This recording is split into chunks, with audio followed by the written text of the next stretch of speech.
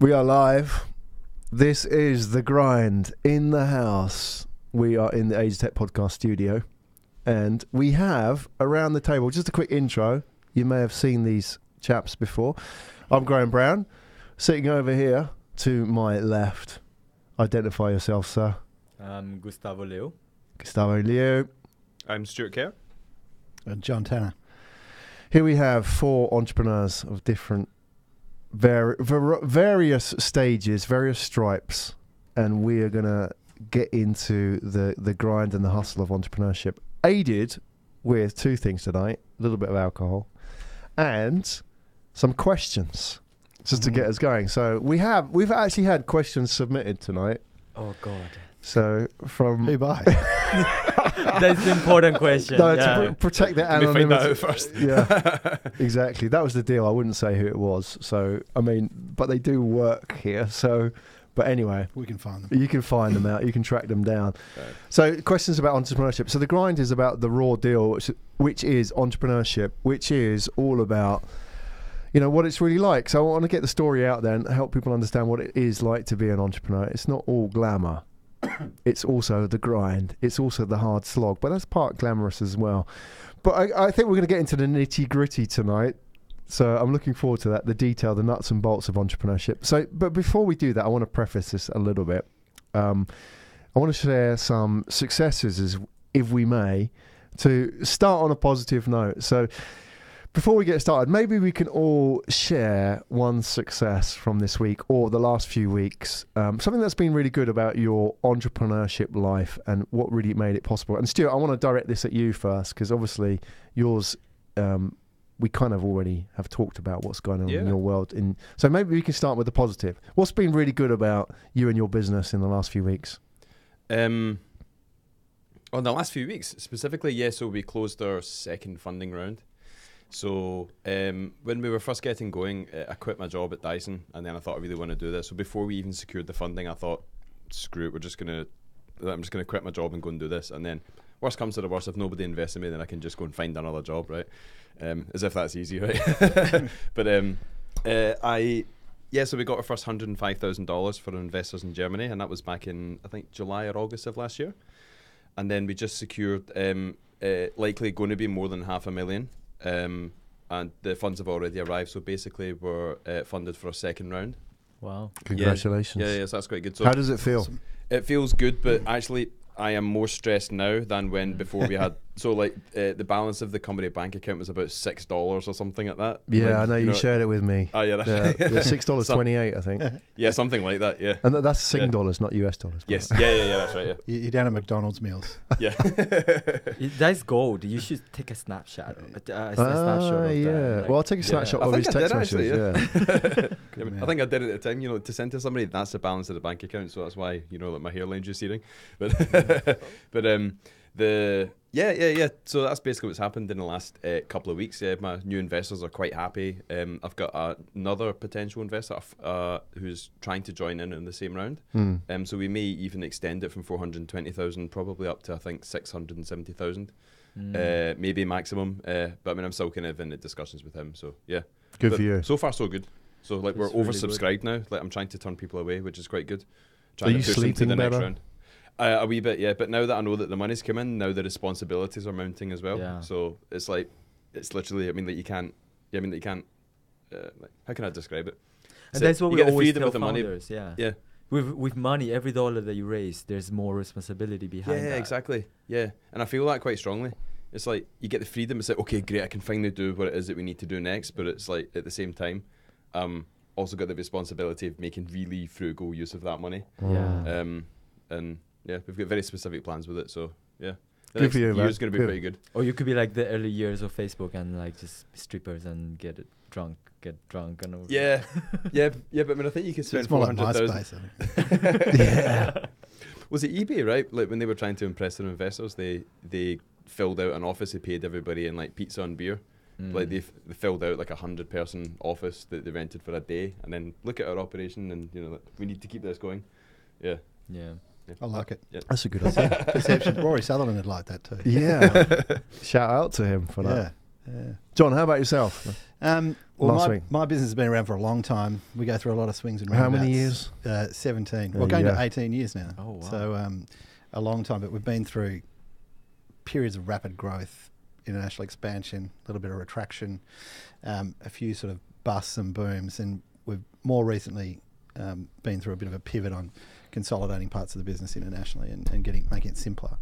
But one of the things we did was broaden our horizons on who we'd hire. So rather than, we're an executive search recruitment business, rather than just going to that industry and looking for people like that, more recently, and luckily for us, we've had some people approach us to join us in San Francisco, and one of them, a great lady called Yoko, she was head of international product for a company called Fandom, which is part of Wikia. So Jimmy Wales' for-profit venture, but it's a massive fan community. So she's great, really dynamic. And she goes, you know what? I want to do executive search. I'm like, you're crazy. Why would you want to do that? And but so we've pivoted to this sort of thing where she's come from industry. She's a product genius, like knows 20 years in the Bay Area more or less, working for Cisco and Yahoo and all these places, and great network. But she's made that transition. So the good thing for me this week is to see her really start to shine. So Yeah, good. She's It's been good around that long. vindication, isn't it? Yeah, it's awesome. Like Validation. it made perfect sense. Like she's got great energy and good network and knows the product inside out. Knows what the challenges are of talent in that context for a startup or a growth company, and knows the Bay Area really well. So it was just it made a lot of sense. But you never know till you do it. But very proud of her work and that experiment's something we want to expand. Yeah, more broadly. good for her. And shout out name again? Yoko Senga. Yeah. Yoko. So shout out if she's just woken up in the Bay Area. It wouldn't be about 3 a.m. or something. So She will not be awake. Something like that. you can share this with her later on. It's nighttime. There you go. Well, Yeah. she might be, especially for this She moment. does work very hard. There She you works go. very hard. Yeah. Right, good. John, thanks a lot. I'll share an update and then hand it over to Gus. So what I'm proud of this week and what I'm happy about is we finished building the studio. It's been a long journey, and we've actually just finally put all the pieces into place. So thanks to Barrett over there. He's been instrumental in building this. A man who's just sort of soldiered on in the background and putting up with my moods as well. Silent achiever. Yeah, there you go. And the team outside as well. So Pratana and Jun, big shout out to them. And thanks a lot. We've finally got this done and we're in business. And doing shows like this and doing more shows like this in this sort of format is really what it's about. Creating this sort of conversation. So really happy with that. It's been a long journey. And just, you would have thought it's easy simply to set up microphones, right? Well, it's not. Well, every single piece of the form have to be individually crafted. I know, and it's not the first time that you say that. No, they're not the first time that we actually stuck the foam up. Yep. So Thanks to my poor advice in the first Yeah, try, it was right? terrible. Don't ever listen to an engineer for advice But I had about. to don't. There you go. But it's just you ever speak to an audio engineer? Bloody hell! It's a rabbit hole of information, like sound waves and refraction and all that sort of stuff, and like sound bafflers and diffusers and acoustic clouds and So many weeds. It is. Reverberation stuff. There you go. Whatever that is, but we're good. We're at the other side of it. So So it's just now looking at we're motoring in the business. I'm really happy about that. That's Gustavo, hombre. Every time he's when we Spanish, speak, by the you way. have It's to just speak in why, Spanish. exactly I was- practicing my Spanish. Yeah. I mean, I was going to ask how you got a name like Gustavo, but you must be from Spain. Yeah, no. No? Spanish. I was born Taiwanese, but I was raised in Latin America most of my life. right, So okay. since 5, I was in Latin America, though, like majority of my youth, right? Right. Okay. Um, Specifically, where though? Between the borders of Paraguay and Brazil. Oh, right. Cool. So it's like a couple of years in Paraguay, a couple of years in Brazil, and just switch back and forth. No, that's cool. It's kind of like Singapore and Malaysia. Like, Where, you where know, does where does that leave you for the World Cup? I don't know. It's a very sensitive Or Taiwan, question. in it, wait. when you perceive that they're kind of winning, right? You come and jump across the border. Right. This is good. This is a good option. Yeah. Yeah. So this week, the past couple of weeks is just life of a startup. Everything keeps changing all the time. What we're excited about is that we finally got to hire the people that we really, really needed. We could hire a developer like yesterday. And today, not today, but the last couple of days, we've finally managed to bring him on board and start building on some of the tech stuff that's been holding us back. On the funding side, we've got government grant approval, so that is really That's good because you don't get government money in different other parts of the world. In the US, there's no money from the government, right? It's a pure sort of out there in the market. It's a dog eat dog world. I hear one of the reasons why we came back to Singapore earlier a couple of months ago is because of the, all the support that we've been generating here in Asia. So I'm really hyped Good about for that. you. Yeah, excellent. Good for you. All right. So kicking off now we've got the niceties out of the way. So there's going to be a couple of things in terms of the format for the grind. A couple of new additions to the format. So we've done the grind a few times. We've done a few MVPs of the grind, and they work successfully, and people love them obviously because we're still here. A couple of things tonight. Firstly, we're going to have a live demonstration of opening a big bottle of red wine with an electric bottle opener or I'm white intrigued. corkscrew. I've never seen one. Yeah, sponsored by the Bank of Singapore. Which I didn't. I mean, I've been in Singapore for 4.5 years. I didn't realise there was a Bank of Singapore. Yeah. And to those outside of Singapore, that sounds crazy, right? But it's like Development Bank of Singapore, like DBS is a common one. Right. Yeah, but I had no But idea I that can existed. explain that. It's actually, this was years back when OCBC bought over ING, which had a private bank arm, and the local banks has been trying to like sort of tap on the private banking market. Oh, right, okay. And that is how they turn ING. So this is more private banking. This is Bank of private Singapore. bank. Yeah. This is Yeah. private bank. That's why you don't know about them, because you only had $6 in your bank account. That's true. But now you're Yeah. qualified actually. Now you Here's can a go private- open that bank No, yeah, account. but- When you got that Wealth much money, you're a banking. private customer. There you go. Yeah. Awesome. So that'll be one new thing tonight. Secondly, we also have the Q&A round. So we're all going to take part in this and all have a chance to ask questions. So I have here a set of, immaculately produced cards. The fact that there was some liquid spilt on my laptop earlier might have been due to the fact that, this is why we would have done it with a bit more slick polish, but now we're just going to do this analog style. In future, what I would like is that people who are listening on the live stream and people who follow the grind to actually submit their questions to these esteemed entrepreneurs that we have in our presence.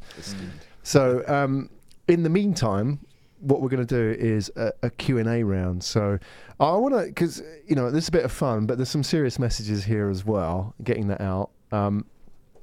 So what's going to happen is I'll ask a question to somebody in the room and they'll answer it. If we're happy with the answer, I mean, we've got to have the jury here to validate the answer if they believe it. Are we gonna get our heads chopped off? You will do it in a sort of like in a friendly manner. Then if they're successful, then they get to ask. They pick a question and they can ask anybody in this room the same thing, right? Okay. Okay. So It's sort of like a truth or dare type of truth or dare. I don't know if we're gonna. Yeah, it is a truth or dare, Mm. but in a nice way. I mean, it depends how long the podcast goes on, and we run out of questions. We could do spin the bottle. Well, as long as we are not stripping, that's totally fine. All right. We'll be all right. Let's see. Let's see. Could go anywhere. They're big bottles of wine. Yeah, I mean, there's literally a bottle of wine each almost here. So, yeah, honestly, man, who knows? That is Just dangerous. 2 bottles. They're All right. magnums. We're just dropping this in just to keep the audience figures up. Like, I might stick around for 2 hours now. All right, so I want to get started. I'll ask a question and then hand this over to you guys, and I think the winner gets to ask the next question, right? So this is open to everybody. Normally, you just ask one person in the room. What is the worst business idea that you've ever had? John, I'm going to hand this to you, and you haven't had time to prepare this, and I want you to very be much. honest. And I know you've had some bad ones, No doubt. but I'm not interested in the averagely bad ones. I want the worst, the one that makes your toes curl and you cringe. Well, not many of them make me feel bad, but They might make us feel bad. Well, yeah, it's there are probably cringe for things the rest of there are us. things that haven't worked, things that haven't worked out that we didn't pursue. And I think it's funny. Some ideas sound crazy at some points in history and then make sense at others. But I think Right. my co-founder and I, back in the day, early days of our business, we had this other great idea which we thought would be like we start our services business, blah blah blah. And we're working with lots of startups passionate about the space. And streaming, like video streaming, started to become a thing. So consider this is about 2001. And we're thinking, we're also, 30 odd at the time, or late 20s, early 30s, and we were much more social than we are now, even more social than we are now. And we just thought, it was really annoying in Sydney at the time that you go to a venue, you just throw the dice. It's like there's a big lineup. You get inside, it's really disappointing. We thought, why not hook up all the venues, in the world on live cams and stream it to your computer online, so that you could actually. Is it worth lining up to this dump? That's your worst idea? Seriously? Well, no, this is going to be like, when it's like one of those interview questions. What's your weak point? You say, I just work really hard. No, it was a bit idea. You got to go back to when we were, right? So think there were no mobile devices as we have them now. So it would have been desktop.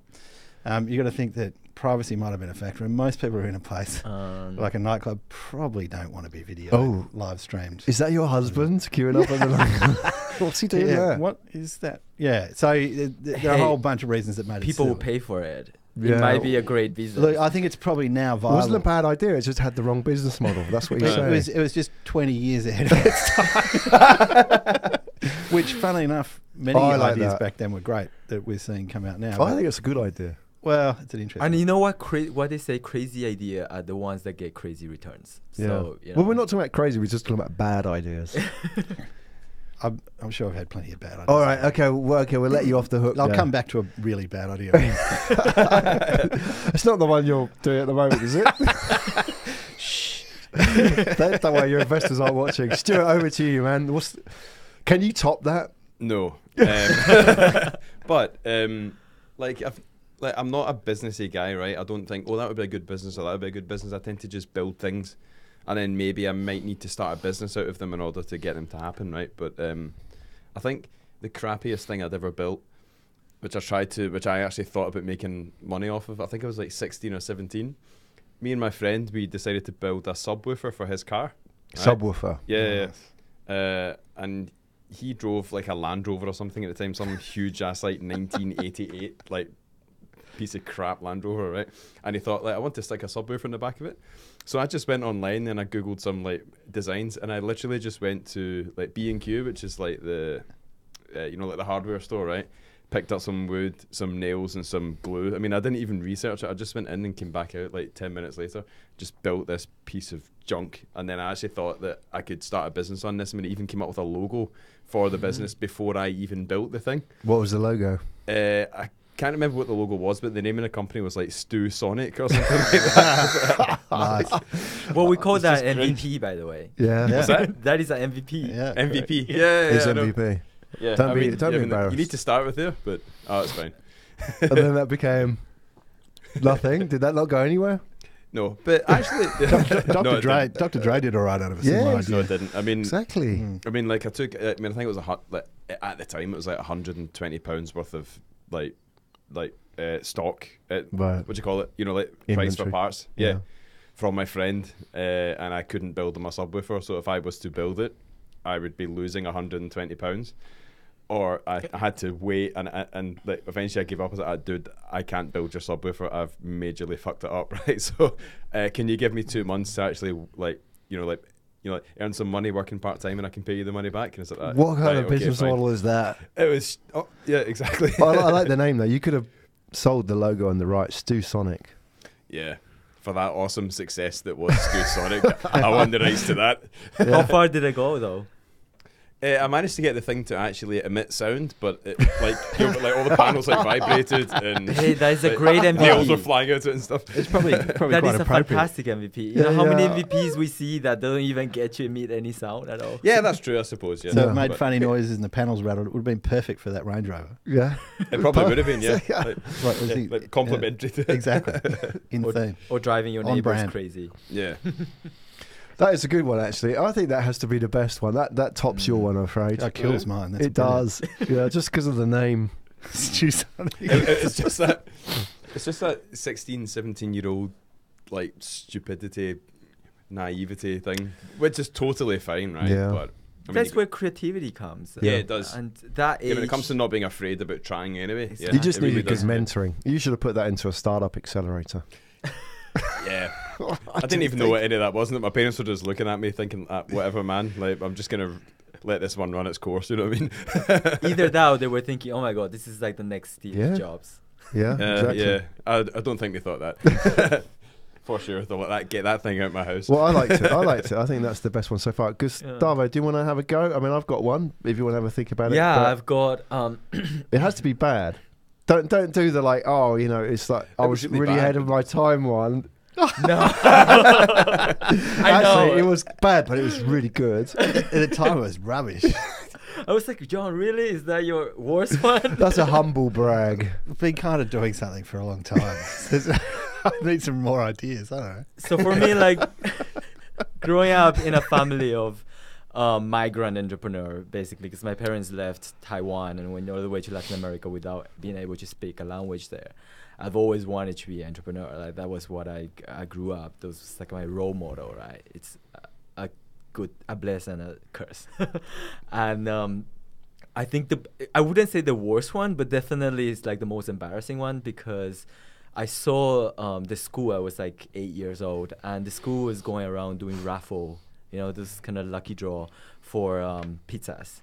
And so everybody, all the students kind of use their pocket money to go out and buy a raffle. And I was like, I can't do that for the residents where I live, except I didn't know how to make pizza. And so I bought like a whole stack of raffle tickets and tried to sell it. Managed to sell a couple of tickets, but then I realized when I got the money, I couldn't make pizza. And my mom was like, "No, I'm not helping you with this. It's your project." So I had to go through the embarrassment of returning the money back to every single one of them. Oh. Yeah. That was my first That's attempt. That's a little bit like mine as well. Yeah. Yes, yeah. Did you have to return But money as well? Like, not in people's I door? mean, it's my friend that I took money off to make the subwoofer. I had to eventually give him the money back because he was like that. Like, Wait, you took the money off your friend and then gave it back to him? Yeah, yeah. All right, okay. That's Yes, I fine. said, like, I'll build you a subwoofer because I know what I'm doing. Like, Didn't produce, had to return it. Didn't Yes, stop exactly. you getting a job at Dyson, though, eh? no. But were Story. you That was a thinking? big difference. That I'm- was I many could years build later. that. Better budget. Yeah. I'm actually Bladeless curious to find hairdryer. out. Were you thinking about making money at that point in time?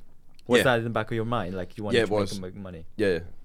Not really making money. It's that, like, I like doing it and somebody could pay me to do it. It was like ooh, That's cool. it was quite interesting to think that. Yeah.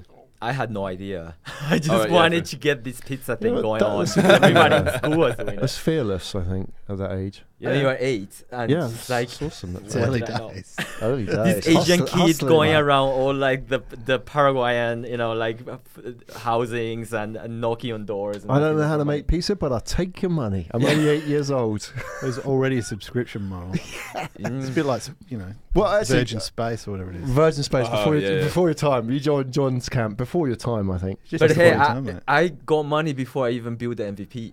Yeah. like That's the Virgin same. Space. Asset light.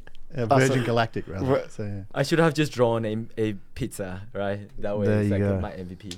Can I share my one before I hand it over? You should. And so mine was a subscription model. So the background is I think I was 10 or 11 at the time, and my dad was a geologist, and he used to have lots of rocks around the house. Now rocks aren't inherently interesting, but sometimes they're a bit shiny. So like for example, amethyst is like a big block of rock, and it has all this sort of purple shiny crystal on it.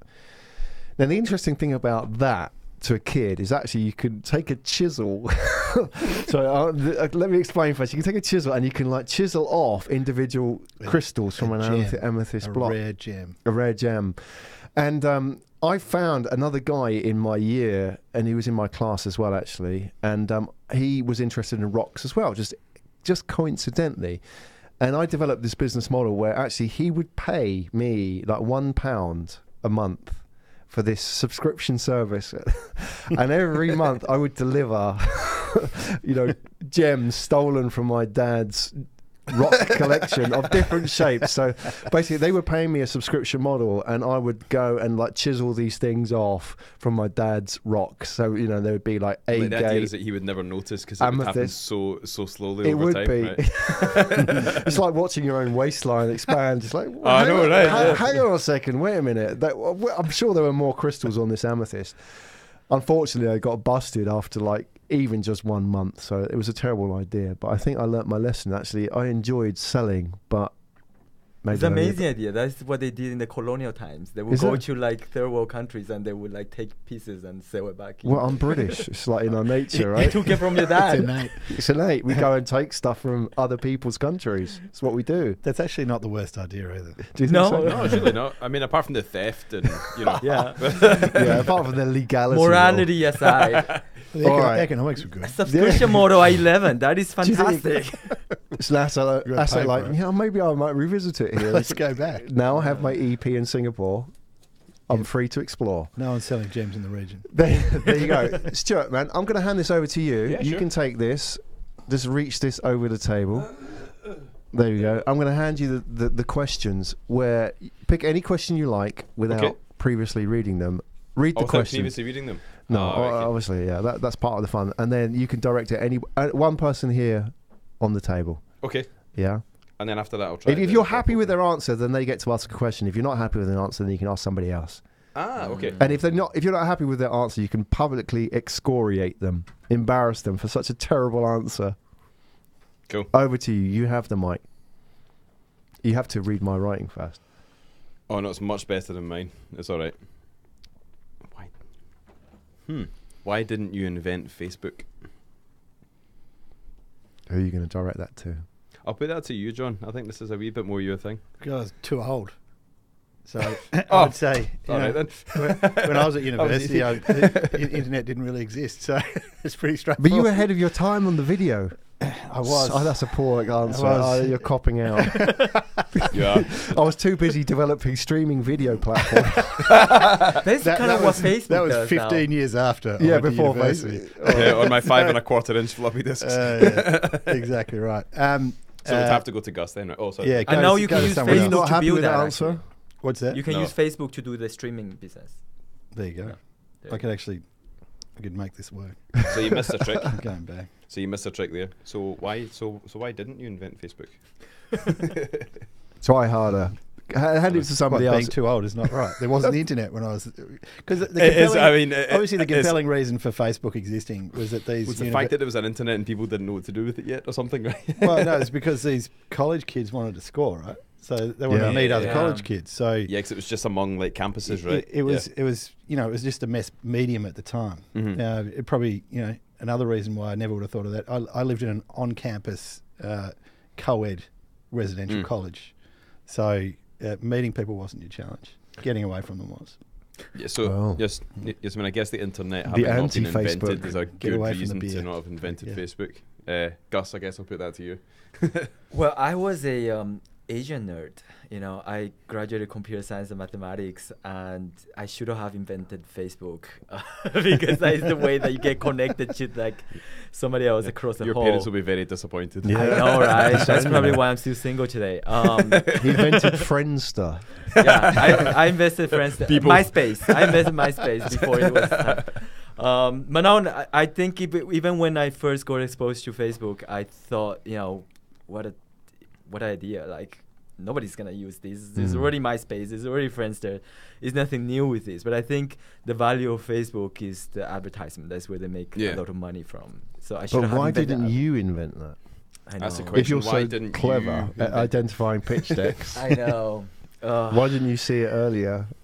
I wish I did. But then I don't know if I would have taken it the same way as what Mark Zuckerberg. What would you have done to it, do you think? I think I would have just been using it to socialize. I would have stopped there, like socializing. Perhaps try to monetize from the socializing when there's no money really there. I think my business side kind of developed much years later. That's really interesting when you said like you wouldn't have taken it in the way that he took it. Because I think, you know, when they went into advertising, I was thinking like, no, don't do advertising. I've got a better idea. Well, I think originally it was Microsoft chucked in a heap of change, right? Yeah. To get advertising going, and I think we talked about this in our MVP startup grind that transaction payments and marketplaces is obviously I think where they should end up going to because Yeah. advertising is really Well, that's what I was thinking as well. Yeah. It's got to be in payments. well payments and facilitating transactions, facilitating a marketplace like.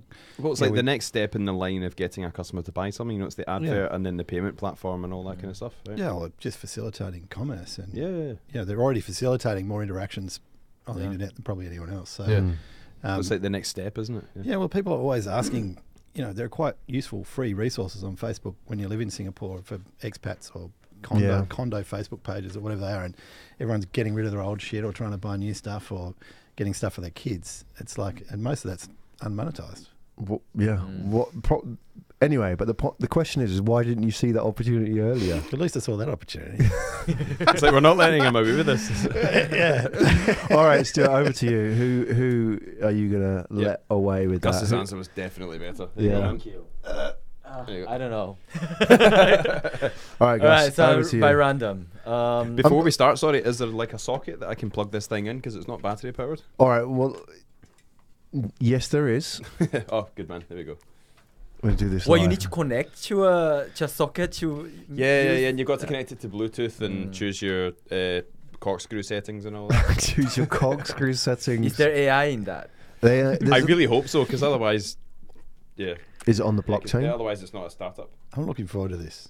It is. Where the hell did you plug in? Well, why didn't you? You built a Hadron Collider. What are you talking Exactly. He manages to like deflect That's it. atoms around in there. corners, Oh god. but he can't operate an electric corkscrew. It's like there's like 20 holes on this thing, and the smallest one in the anyway, stop complaining. You found it.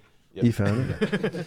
There we go. All right, so that's You're gonna- the hardware guy here. If you can't I know. figure out, If I can't do it, then yeah. either I'm not that good or there's something really wrong with it. Let's see. So it's The only thing I happening. don't like about this, right, is that when you press that in, when you put the thing over the bottle, right, Yeah. what happens is that the corkscrew is supposed to come out, and that scares the crap out of me. Yeah. Don't test it on your hand. exactly. Don't So put do your you finger need in to it. cut the thing out first, or is it Yeah, like you need to take the foil off. I think the lid. I think that's probably what that was for. Right? Yeah, you should be able to. Does it squeeze or? Is there a manual somewhere? Manual, come on. He's got Manual. just Are in the there manual part. instructions somewhere? No need. All right. Well, Yeah. we don't Yeah, need to get plug the in. manual. Unplug that. Go back and unplug that, and so we can get the monitor back on the screen.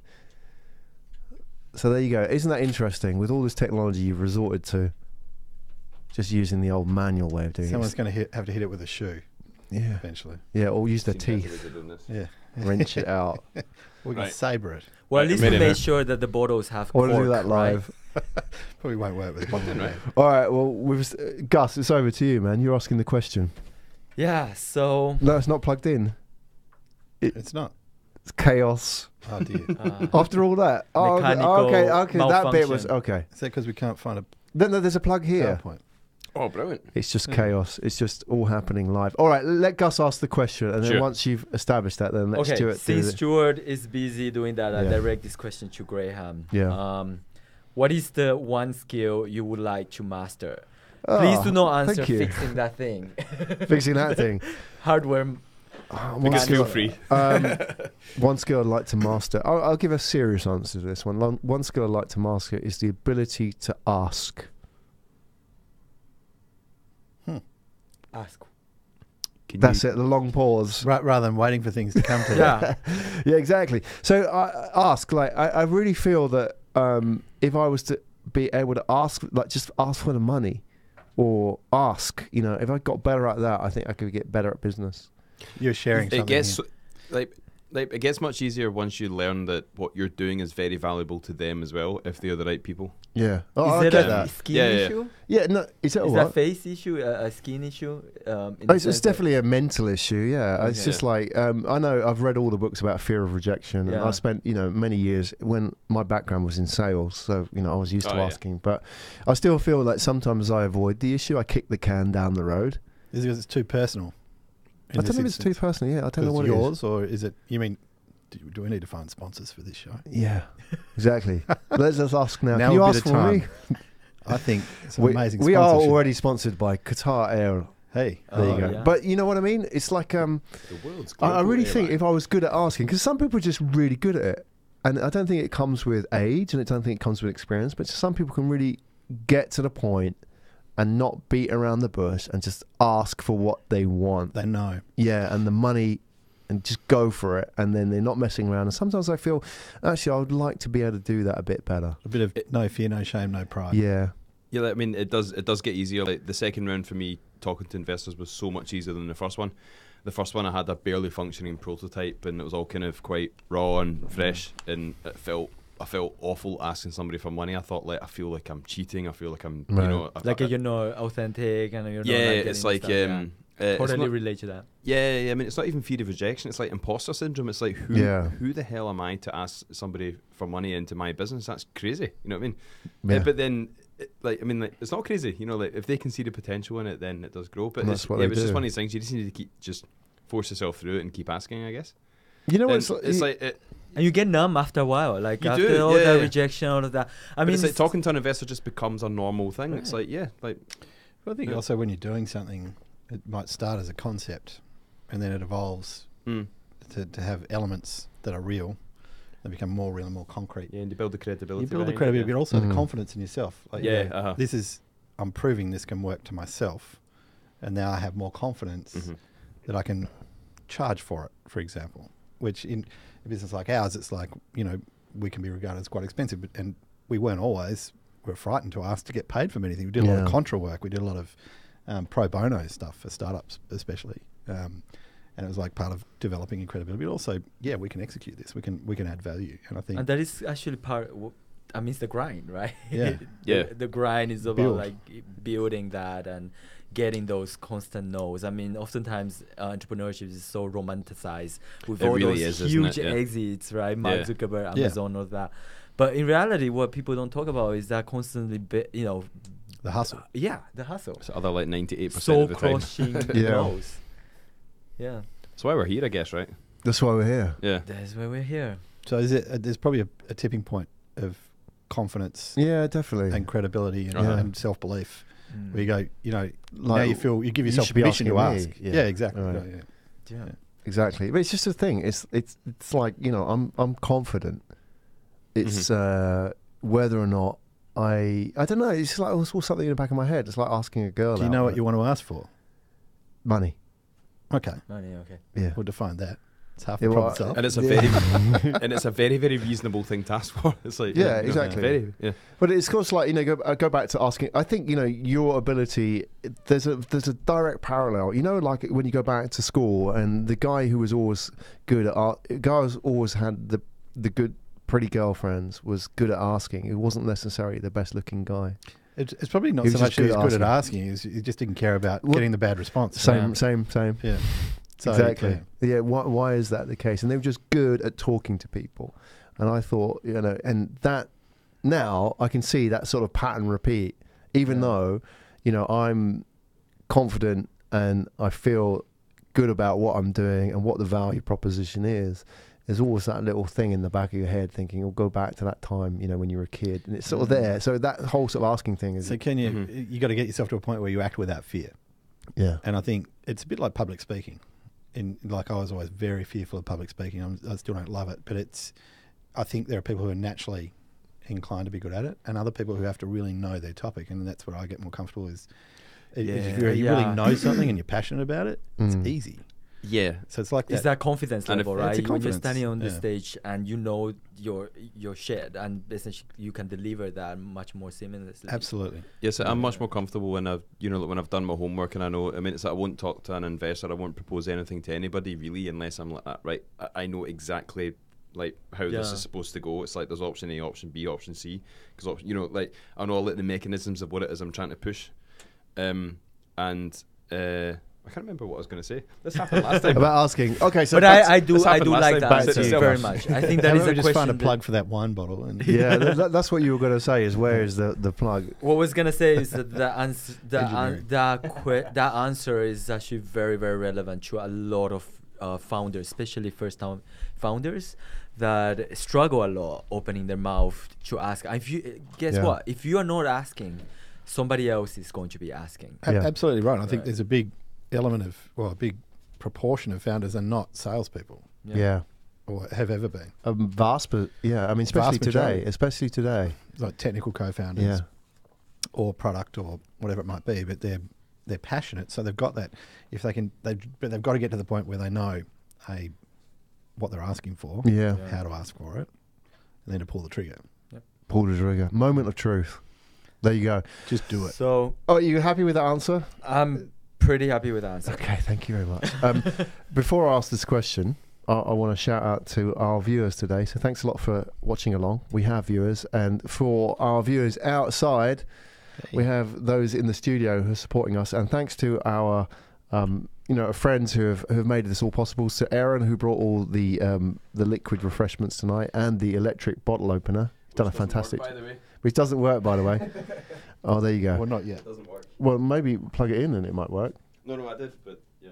Okay. Well, there's an Italian restaurant downstairs. Maybe we can give that to one of the people outside. They can run down and get a bottle opener. Is there an on and I'm off trying button? Well, yeah, there is, but then you press it and it goes like that. Ah. And then it just kind of dies immediately.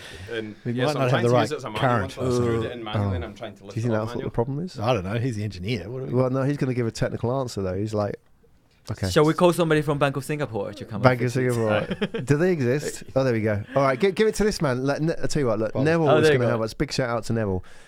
Nearly done. Wait. Oh, there you go. Oh no! You broke the cork. Right. Yeah, now You're you going can to rescue it.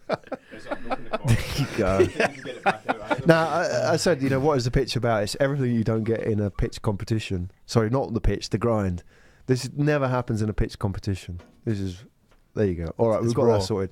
Okay, so I'm Well, going to that's ask this. entrepreneurship. Things go wrong all the time, including Exactly. opening a wine That bottle. is a good test, actually. And you got to hack a solution. Yeah. hack a solution. Think outside the box. Yeah. Yeah. Mm. Like break the bottle. Let's or see inside if he the bottle. comes. I want Stuart Kerr's investors to watch this next 5 minutes very Yeah. intensely to see if he comes back with an open wine bottle or not. Yeah. Forget about making medical devices. Does Can he- he solve? Is he relentless? Yeah.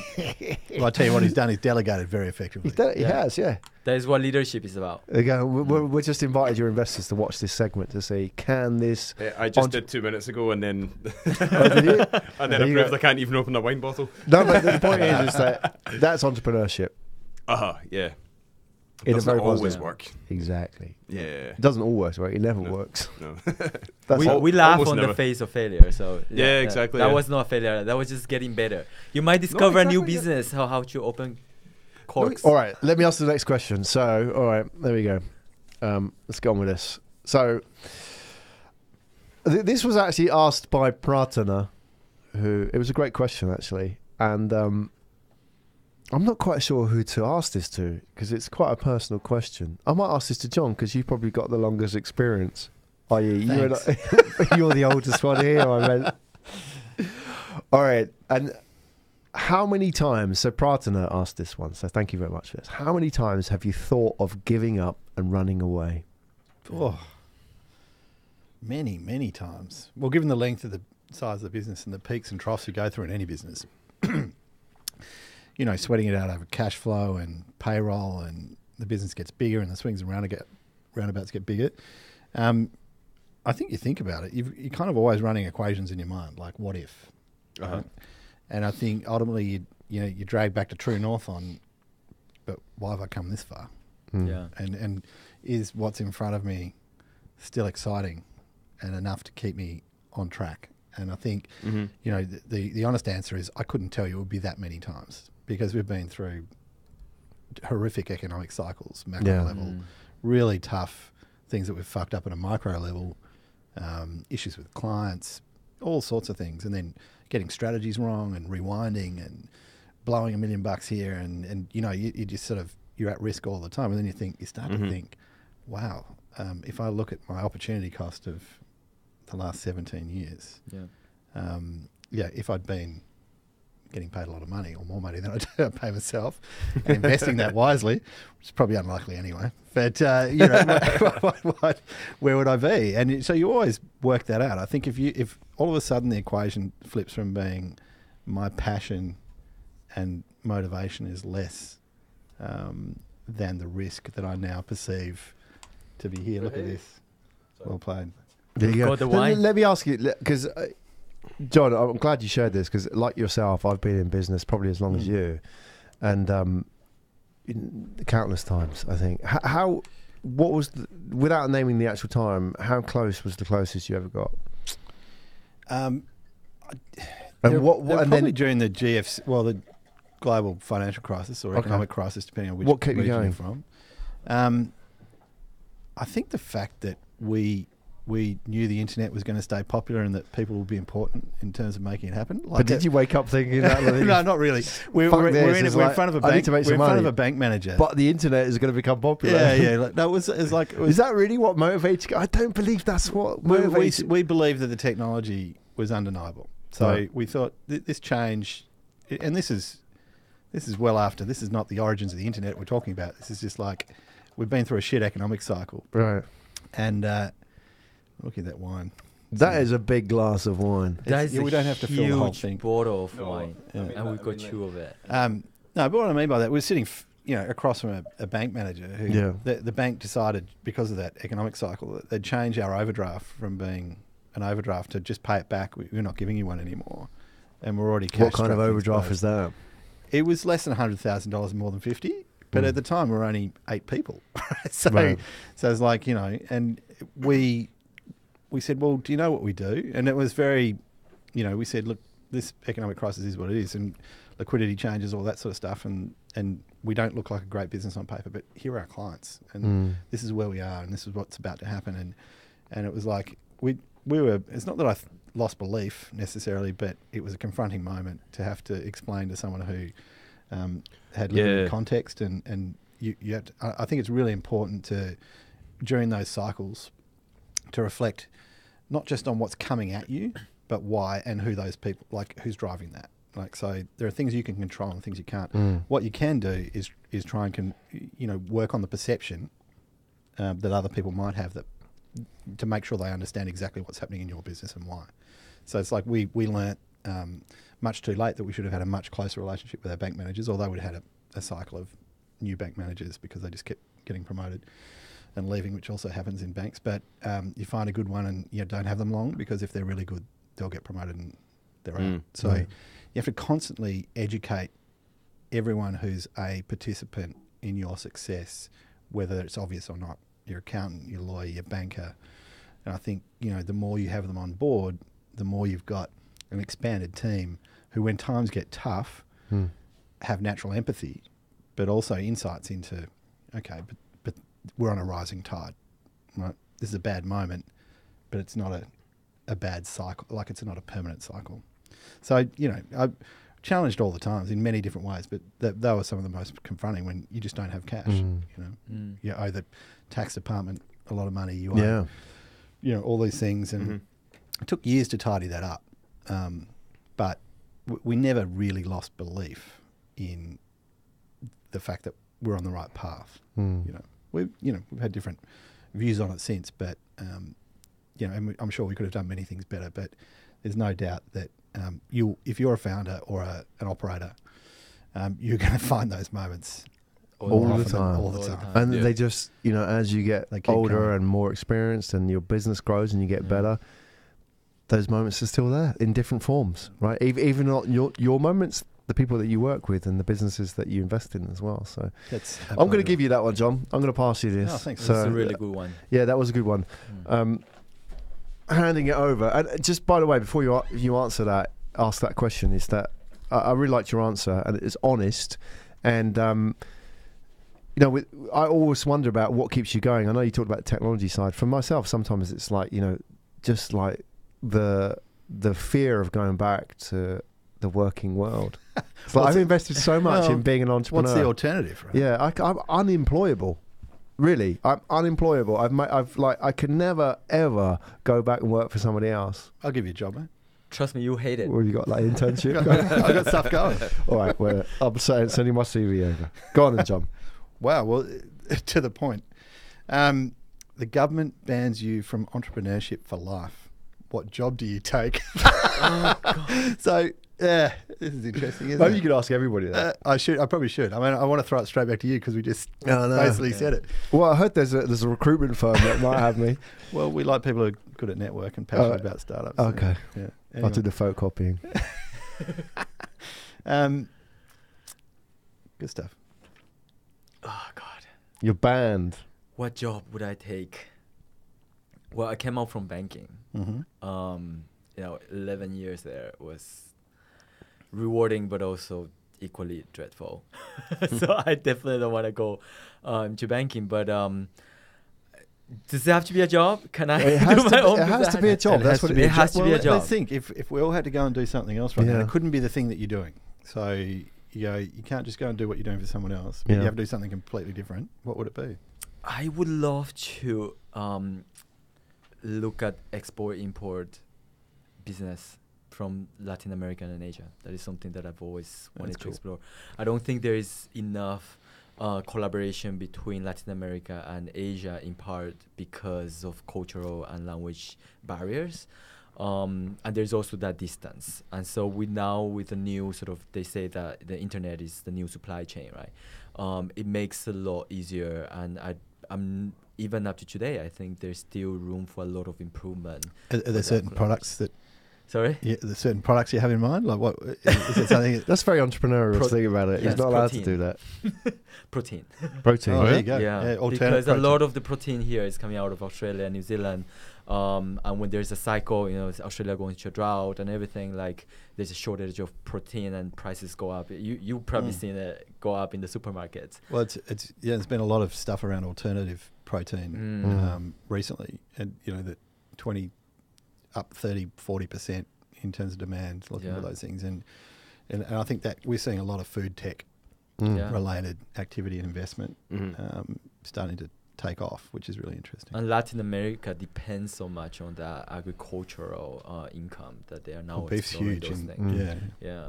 But yeah, that is what potentially I would Good go choice. and do. Assuming that Cool. your employer allows you to focus on protein. Yeah, but I don't know if I'm employable anymore. I have You too don't much have a of chance. mind on You my have own. to take whatever job is out there. Comes your Yeah. way. Guess that's life, right? In the Interesting. artificial world of the question asked, yeah. Oh, well, you never know. Yeah, exactly. Yeah, never know. For me, it would be, I would like to buy bicycle, deliver by Deliveroo or something like that. Like, if I was kicked out of entrepreneurship, I'd be like that, right, I want to get fit again, want to get a bit of sunshine again, just want to, I don't know. And it gives me an excuse to try to talk to lots of people every day, I guess. What was that job? You know when you order something from Deliveroo and somebody delivers it by a bicycle? Yeah. I quite fancy trying that for that'd the be first cool. 3 Yeah. months. Oh. Yeah, so yes, if I'm kicked out of entrepreneurship, it's the worst, most boring answer ever, right? But I quite fancy it actually. No, that's cool. Just for Quite like a couple fun. of months, yeah, like maybe 2-3 months before I decide what to do next.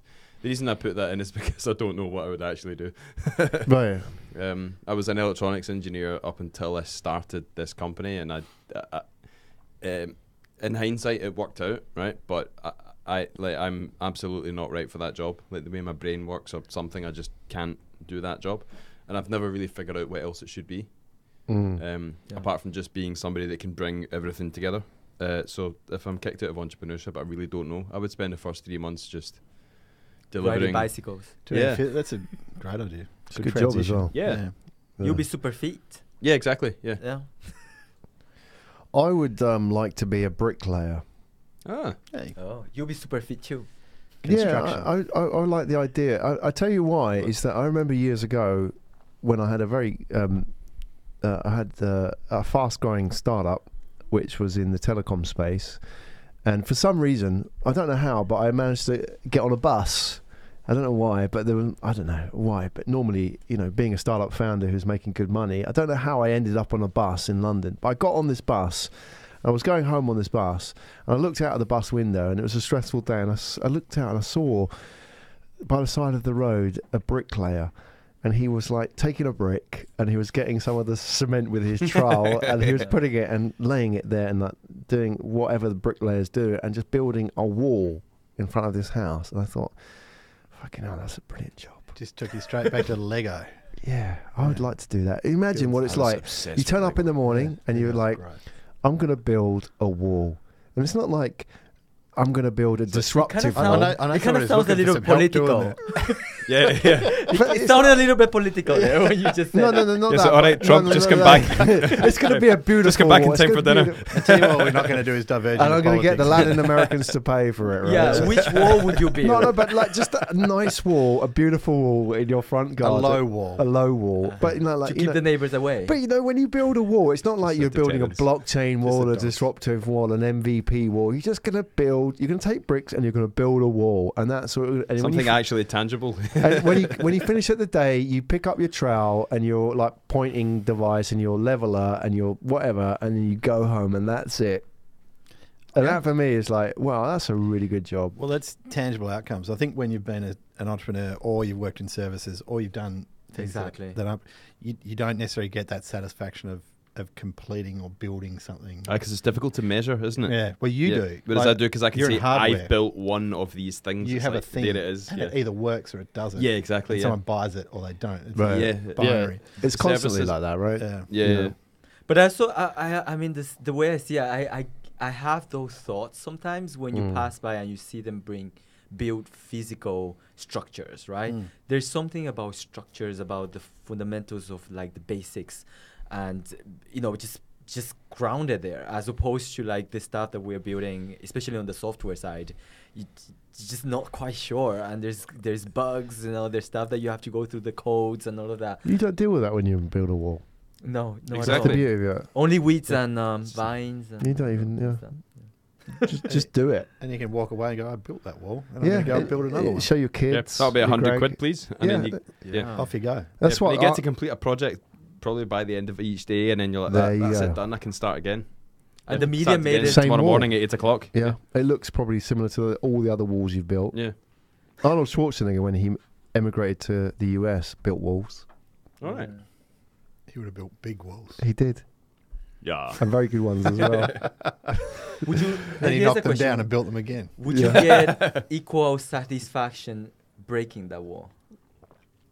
No, Not that wall, but like as a wall bricklayer, you do have to. break I'm not a up the old disruptive ones. guy like you blockchain people. I backpacked in London. The first place I worked as a backpacker post university was at in Sloane Square, and we actually demolished the inside of the SAS barracks Oh, good. Oh, wow. That was for cool. 2 months. How It's satisfying was that? It was kind of satisfying. You got you know, stories to tell? well, it's like there's a lot of black dust. It was a very old Oh. building, right? So it was Asbestos. like, hundreds of years old. Well, there was asbestos on the side as well. And That's why they got the lots of Aussies drama. to do yeah, it. exactly. Right. Funnily enough, we're the only people left out of the whole team at the end of the summer. Why is that? Well, couldn't figure it out. You know, They didn't have a Everybody in union. hospital. That was a problem. we're probably the ones who are most affordable on the Yeah. payroll as well. But yeah, that was pretty funny. The less litigious or They got no idea these blokes. Yeah, just Just do send it. them back. You know, they'll be right. What about yourself? I mean, John, you asked the question. Yeah. Well, actually, I used to work in hospitality before. Well, when I was at university, and then a bit after, and then I did various things for law firms and in demolition and other bits and pieces. Ski hills. I'd probably, you know what, that was a really fun time. I think, I could go and work again, something that's a little bit physical. Physical. Well, in terms of Cycling, right? Delivery. no. I go back to Lake Louisa somewhere and run a lodge, and you ski every day, and you just have. Oh. you're in I the don't know mountains. if that's a real job though. People do it for It's real. like vacation. Yeah, well, it is, and there's sort of different jobs though. There's the permanent jobs and there's the seasonal people. But it's incredible place to live. Yeah. In terms of the environment, the air, it's a great experience. Yeah.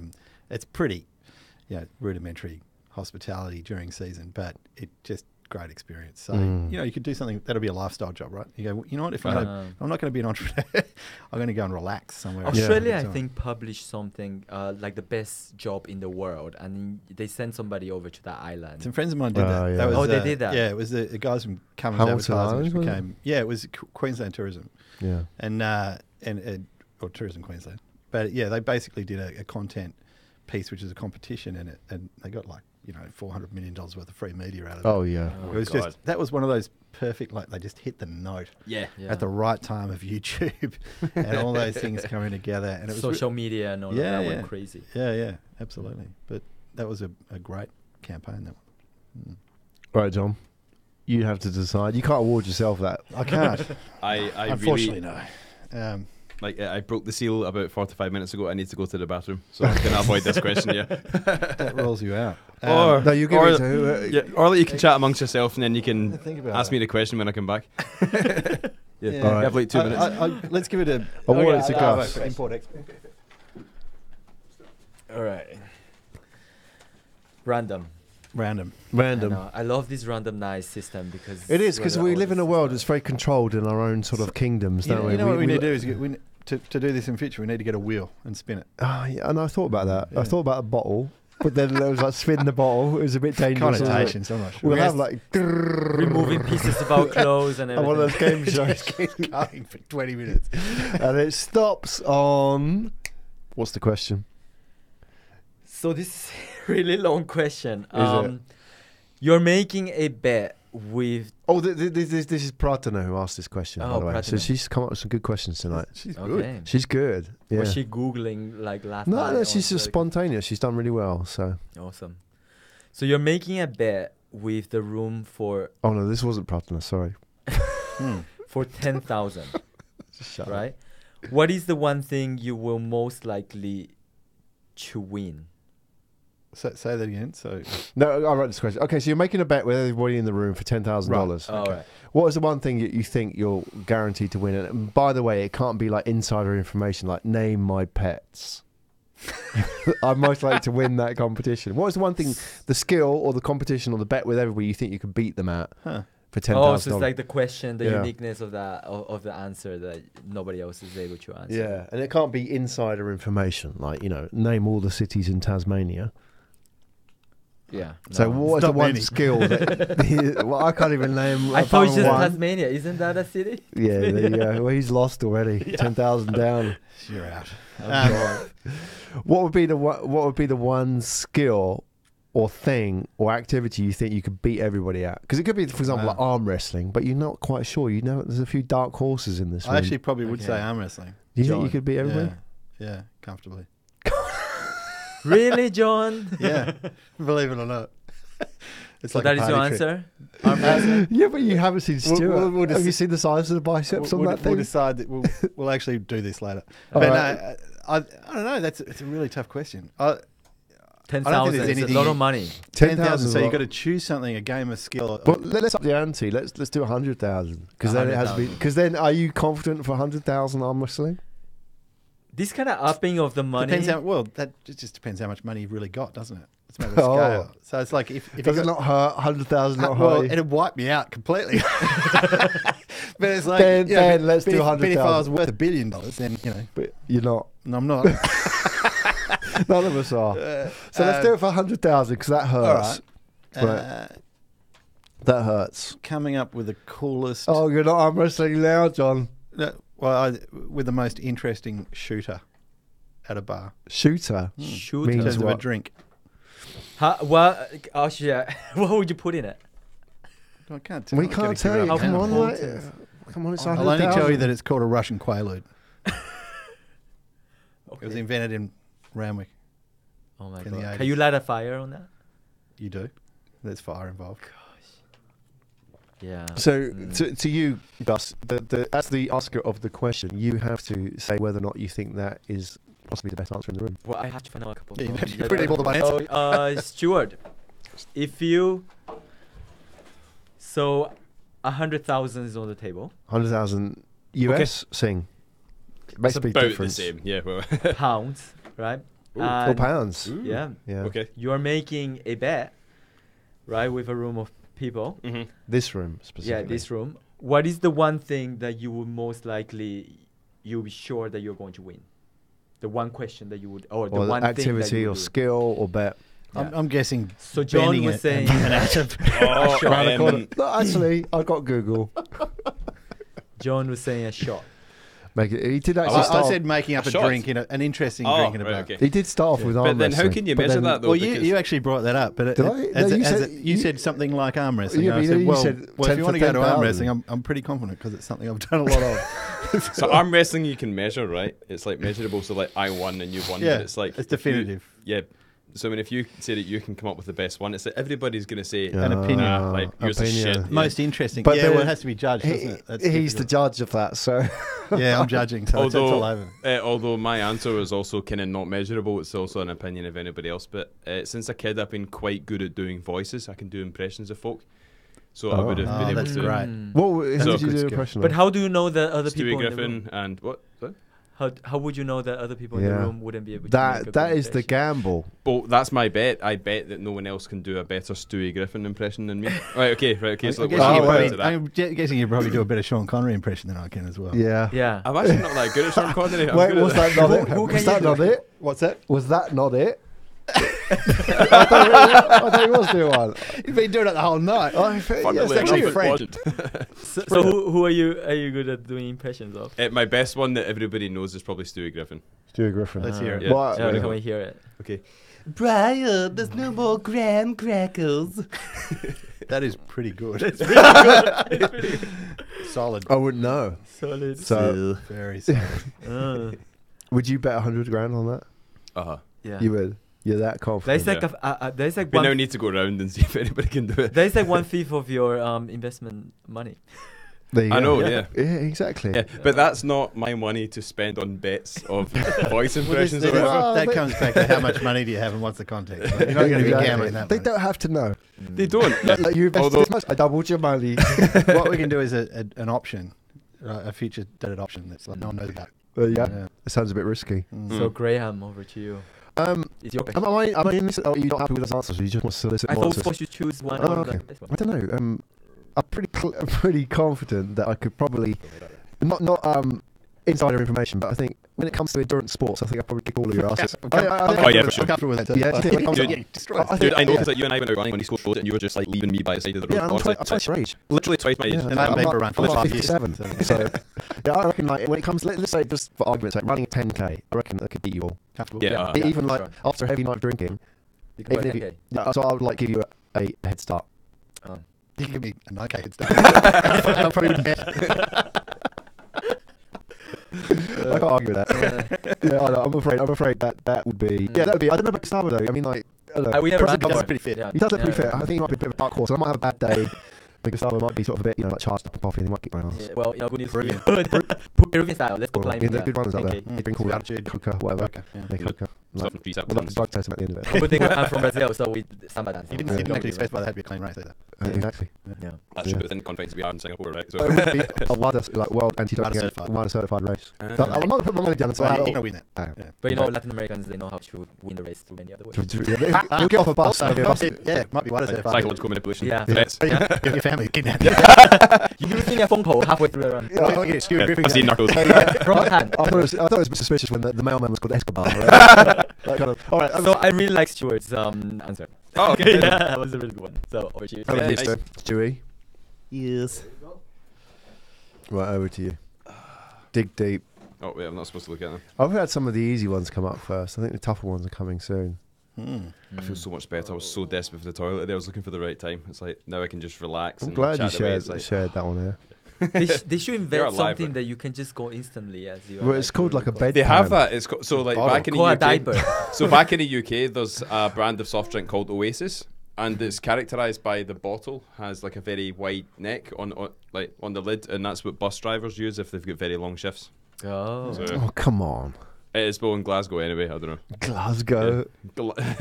Glasgow. No, and my friend that was a bus driver for like 4 years in Glasgow, he said like I don't start a shift without my Oasis bottle. It's like, Empty Wow. one. I drink it, then I Yeah. fill it. yeah, All right, over to you, yeah. Stu. But I tried to get the order the right way. Yeah, exactly. Anyway, that's upside down. What is your secret entrepreneur superpower? Was or is? What is your secret entrepreneur superpower? Graham, I'm going to ask you that. Entrepreneur superpower. What am I really good at as an entrepreneur? Gathering people. Getting people Yeah. together. Mm-hmm. Good. Hundreds at a time. Oh, sorry, not at a time, but like among Well, it hundreds of helps people. like that at the same time Yeah, when you're there's a gathering. pool, yeah. I'm good at bringing people together. That's my superpower. Mm-hmm. I'm fairly happy with that. That's like, That's a short one. All right, fair enough. yeah, it's all right. Okay, Alright, so I so- can't say that now, can I? Yeah. I may as well. I throw mean, this we're out all to here everybody right else, now, right? Wait, this is Graham's show. Yeah. This No, not my show. Come on. Come on. Yeah, I mean, I've got to go a wee bit easier on him if I Yeah. want to be asked back. No, I mean, this is probably a question I could throw out to the other two, right? Yeah, go on. Yeah. I really enjoy storytelling. So I think whether that's other people's or ours, but I think that's a useful thing when you're entrepreneurial to find a narrative that is both interesting but makes sense. So Is that your superpower though? Yeah. You really That's good all I at got, mate. I was going to say. okay. No. I was going to say. Fair enough. Arm wrestling's the other one when I'm really drunk. But Did you guys arm wrestle while I was in the bathroom? No, Almost. No. Okay. we nearly did. Okay. I think Graham secretly fancies himself as an arm wrestler, which is why he brought it up. And now he's trying to sort of shape me up. But, Here we are. yeah, We're building it up. we'll get there. We're having the face off. All right. Save it to the end of the show, because then the audience, No, the once viewers. the testosterone's built up, It is. It will be messy. It's a good superpower to bringing people together. It's actually my job, but it's like We're in the. I like we you- should I swap. like you I'm in the planned it. storytelling job. You're in the. So you the know what? brilliant- You We've can actually wrestle it swapped off. What's going on?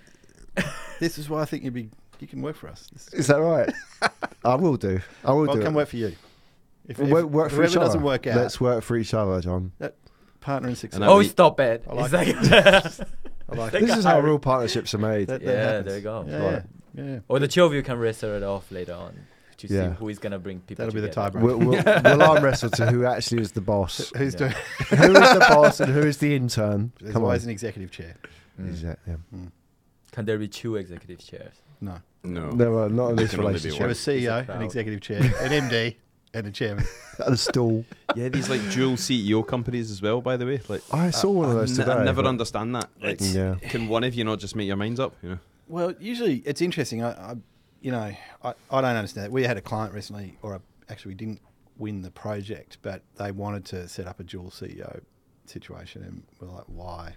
Like, Mhm. you sort of, what are the reasons that you want Yep. another CEO? Yeah, because it sounds like there's discussions that you don't want to have that you're not having. Well, it's more like people are naturally good at things and not Yeah. good at other things, and you reach a certain point in your like commercial life where you're not great at everything, or there's certain things that you're doing in your role, especially if you've been a founder, that you need to complement. And, Yeah, of course. And it's like it's very common for us to get a call from investors, or we need a COO. Someone, yeah. Now they might have a current CEO title, Uh-huh. but we need a CIO. But someone who's just going to drive the commercial side, run the business, right? Which is fine. Yeah, but it's like most good founders It's fun if you actually enjoy it, yeah. reach that Uh-huh. point. They go, I don't want to run a business. I want to build the product and sell the vision and Yeah. do that bit, like do the fun bit. You still it, and they don't. Some people have a real ego thing around not being the CEO, but it's like, mate, you've got 70% of the equity. I know. And You're effectively you've chairman of left the a board. legacy. Yeah. That's the important thing, right? Not Like even, but you're still in charge effectively. But basically, you've got someone who's working for you who's a CEO, which is a great situation. So why would you want to be the CEO? Yeah, I mean, I think I mentioned this last time. It's like the situation at Dyson is that Dyson basically owns the whole freaking company, 100% of it, right? He's completely private, and he's like the chief engineer of the company. He's hired a CEO, COO, CTO, everything, but they all basically report to James Dyson. He's just like the chief engineer in the corner, but he's like, but this is my company. Just remember that type of thing. Yeah, that's great. Yeah, yeah. That's a good That's a recognition of perfect his scenario, weakness yeah. as well. Yeah, Yeah, interesting. I actually don't have that desire to want to like take over the world. Like for me, is I What's build wrong the with you? business. Why not? Yeah, why not? Right? It's nothing. You're not aiming high enough. Let's just build walls Just around the world? every. Yeah. We'll start with the garden. in the gardens. With the gardens and everything. Yeah, take over But the garden. I do. I mean, I strongly believe in like whoever can take the lead, I'd perfectly let them take the lead. As if they think they can do a better job than I can, more than welcome to do that. Yeah. I think a lot of CEOs. It's have hard an though, issue isn't with it? that, I mean, yeah. when I started out, I wanted to be the CEO, and that to relinquish that title, But was it more the title? Were you title. prepared for the liabilities that came with that? I didn't care about it. I just wanted to be the CEO. I wanted to be the big man. Being the Yeah. CEO is not a great job. No. No, No. it's a It's shit really Not not a job. anymore. great job. I don't even call myself the CEO anymore. Yeah, Yeah, just founder. What do you call it? Nothing. Just the guy. just Graham. Just me. Just the Just guy the that started it host. those You years should back. just make up your Yeah. own title. Yeah, totally. I mean, I always thought, it'd be great, wouldn't it, to get to a stage in your career where you didn't have a job title. Yeah. It'd be great. That means jobless. That means jobless. Yeah, There's a title for that. Yeah, no, I totally because unemployed. Unemployed. Yeah. retired. No, seriously, not having a job title I think is awesome because it's like if you're having to constantly explain yourself to people, then somehow you've not done the job. There's cultural differences, right? Yeah, so exactly. I think there's a lot of cultural comparison surveys have been done in different things, but one of the ones that happened in Australia was in Australia having titles on a business card is actually culturally not as cool, like having a big title. Oh, right. Yeah, so compared to say the US where people are very title centric because it's a really progress. This is my position. VP is a big deal. Yeah. And now that's becoming more opaque because people are being defensive because of LinkedIn and other things. Like we'll find, you might find a product manager in Google who might be getting paid $2 million a year. Or, and they make it purposefully flat.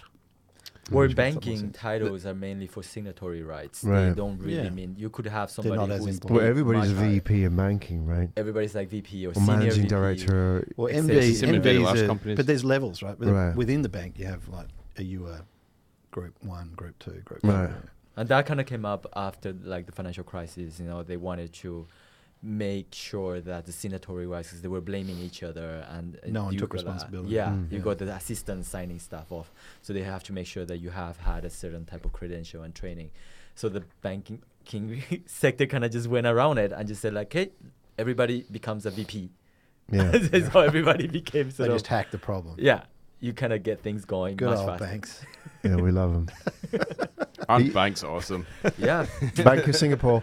Well, thank you to the Bank of Singapore. Thanks for the Yeah. screwer, the Especially the Bank of Singapore who sponsored this I mean, like- podcast, right?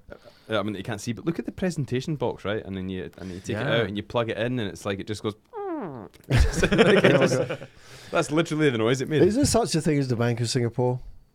We want to know. I don't actually know. It's I've a private never bank. seen I it think once. Gustavo just explained before. Yeah. It's Oh. actually a private yeah. But bank. I wasn't Yeah. convinced with his answer because I've never heard of these guys. I've never seen it. Never, no. Bank Yeah, of Singapore. No, they're big. Yeah, they're they're big. under OCBC. They are the Ah. private. But usually private banks are part of a bigger retail bank, right? Well, private. Which No, it no, is. they are completely separate. And there are different licenses in the financial for MAS. But they are part of OCBC, right? Oh, it is. Yeah. So There we go. OCBC, you've got OCBC. Barrett has it up here. There is Asia's Global Private Bank. Yeah. Okay, There you go. there you go. That's why they haven't. I was waiting for them to call me. Say, Graham, like time is now to open your account. We've been watching. We've been watching you, Graham. Believe me, once you have the right amount of money in your account, you'll get They a will call. know. They will know. There you go. They will absolutely know. Yeah. It's like I thought it was fake until you just pulled a website up of the bank. Yeah, on it doesn't- I'm like, oh, then it must be real. It must be totally fine. There you yeah. go. It's legit. So, are you happy with the answer, Stuart? Over to you. You can't even remember what the answer was. Can't remember what the question was. What is your secret entrepreneur superpower? Superpower. So I should answer the question. I think somebody should You take were the the one pack that off asked. you. And Look, maybe I'm that's stalling. like- I'm stalling. Adam Bending would be Adam one. Bending. Oh no! I'll tell you what it is. Right, I'm really, really good at. Oh wait, is it this question or is it the question before that we were That's answering? the question. That's the question. It's right, okay. Superpower. Yeah. Tell you what a superpower. superpower isn't. We're in agreement. Reading and understanding questions. Yeah. So this takes me back to school. It's like, Stuart, you didn't understand the question. Oh, sorry. Thinking about something. That is a else. Pay superpower in attention, itself. Stuart. Yeah. It is. I Yeah, know. people 'cause my let you mind get can away wander with off, it. and Yeah. it's called creativity. No, See, really.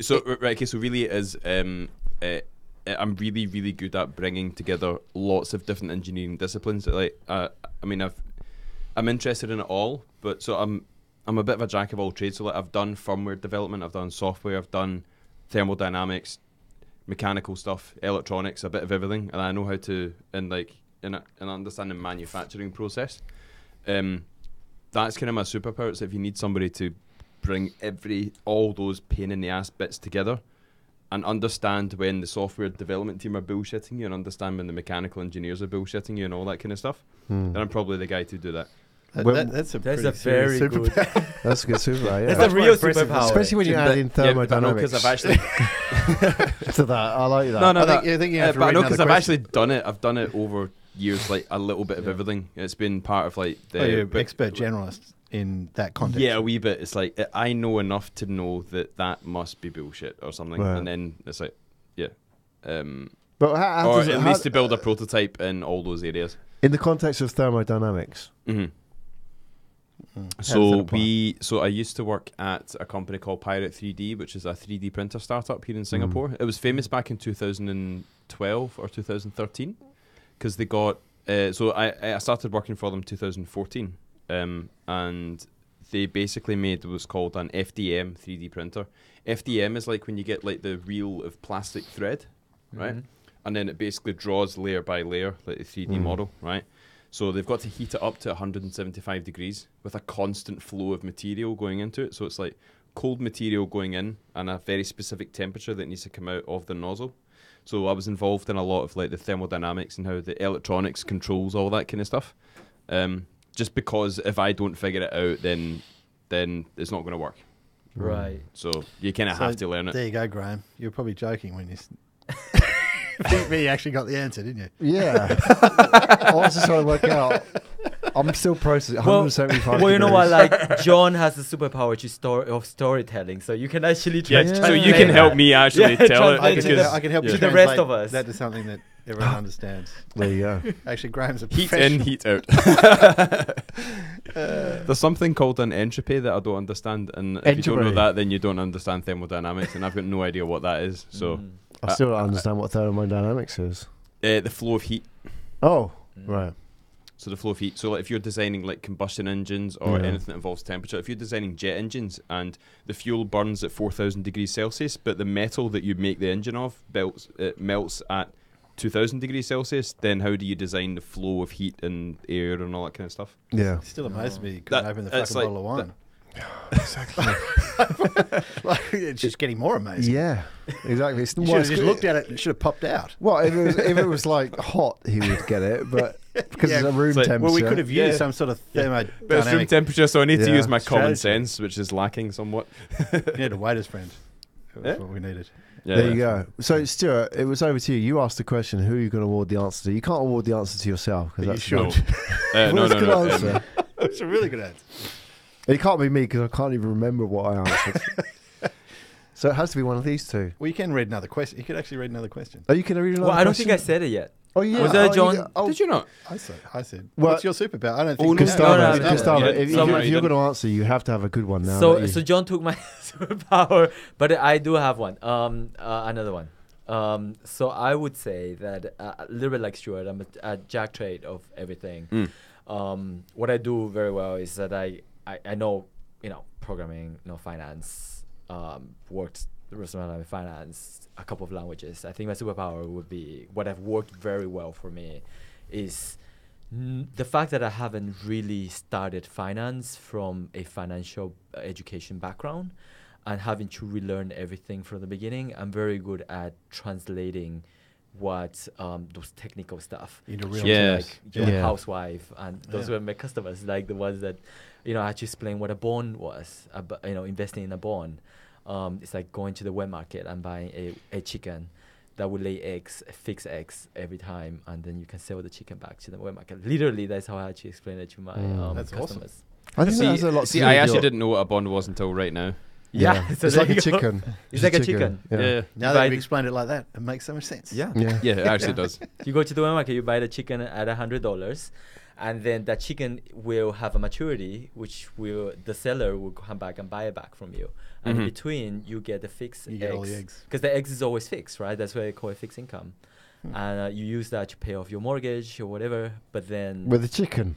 with the eggs, With the eggs that came With from the the eggs. chicken, which you had You see- originally to. you see, if you had all your money in your bank account, it will start. It's like a leaking water, right? At the end of the day, when you finish paying your house, then Well, you put it in the context of chickens, please. Keep Okay, it within the analogy of chickens. Are we talking nuggets? Oh, Chicken nuggets, that's a whole. No. You had a really bad chicken burger today, and I know I this did. is. I'm yeah, getting hungry now. Yeah, chicken burger. Yeah, so that is how I used to explain it, and I because I didn't come from financial background, and I had to learn that. Do you think because you've had a really multicultural background and you've lived in many different cultural environments, that as part of it, because you mentioned the word translating. Yeah. So we did a lot of that. Do you know the difference between translation and interpretation? Yeah. Yeah. Wait. You're just a thermodynamics engineer. What do you know? What doesn't he know? Well, I can't. Well, That's his superpower. And say it in Stewie Griffin's voice. Yes. Can you explain that in Stuart Griffin's voice? no. Oh, Well, Brian. no. No, that sounds like Dyson's voice. Oh, I actually do a good James Dyson impression, but I need to practice. And if my business fails, I might want to be re-employed by Dyson. Who knows? He might want to sponsor this show. Yeah, He's getting that many mentions. Like, Yeah. it makes sense. Yeah. I probably could, but I think you should explain it. But I think once you explain it, I'll be the guy that goes, "Yes, I know what you're talking about." In Stewie's voice. Okay, so one of them is purely when you're doing a direct text. It's a text. It has to be text. It should be a translation. Interpretation is just that when you do verbal, is interpretation. Yeah, it's like semantic. But there's more to it than that, right? Sorry. I think that was the definite Meaning.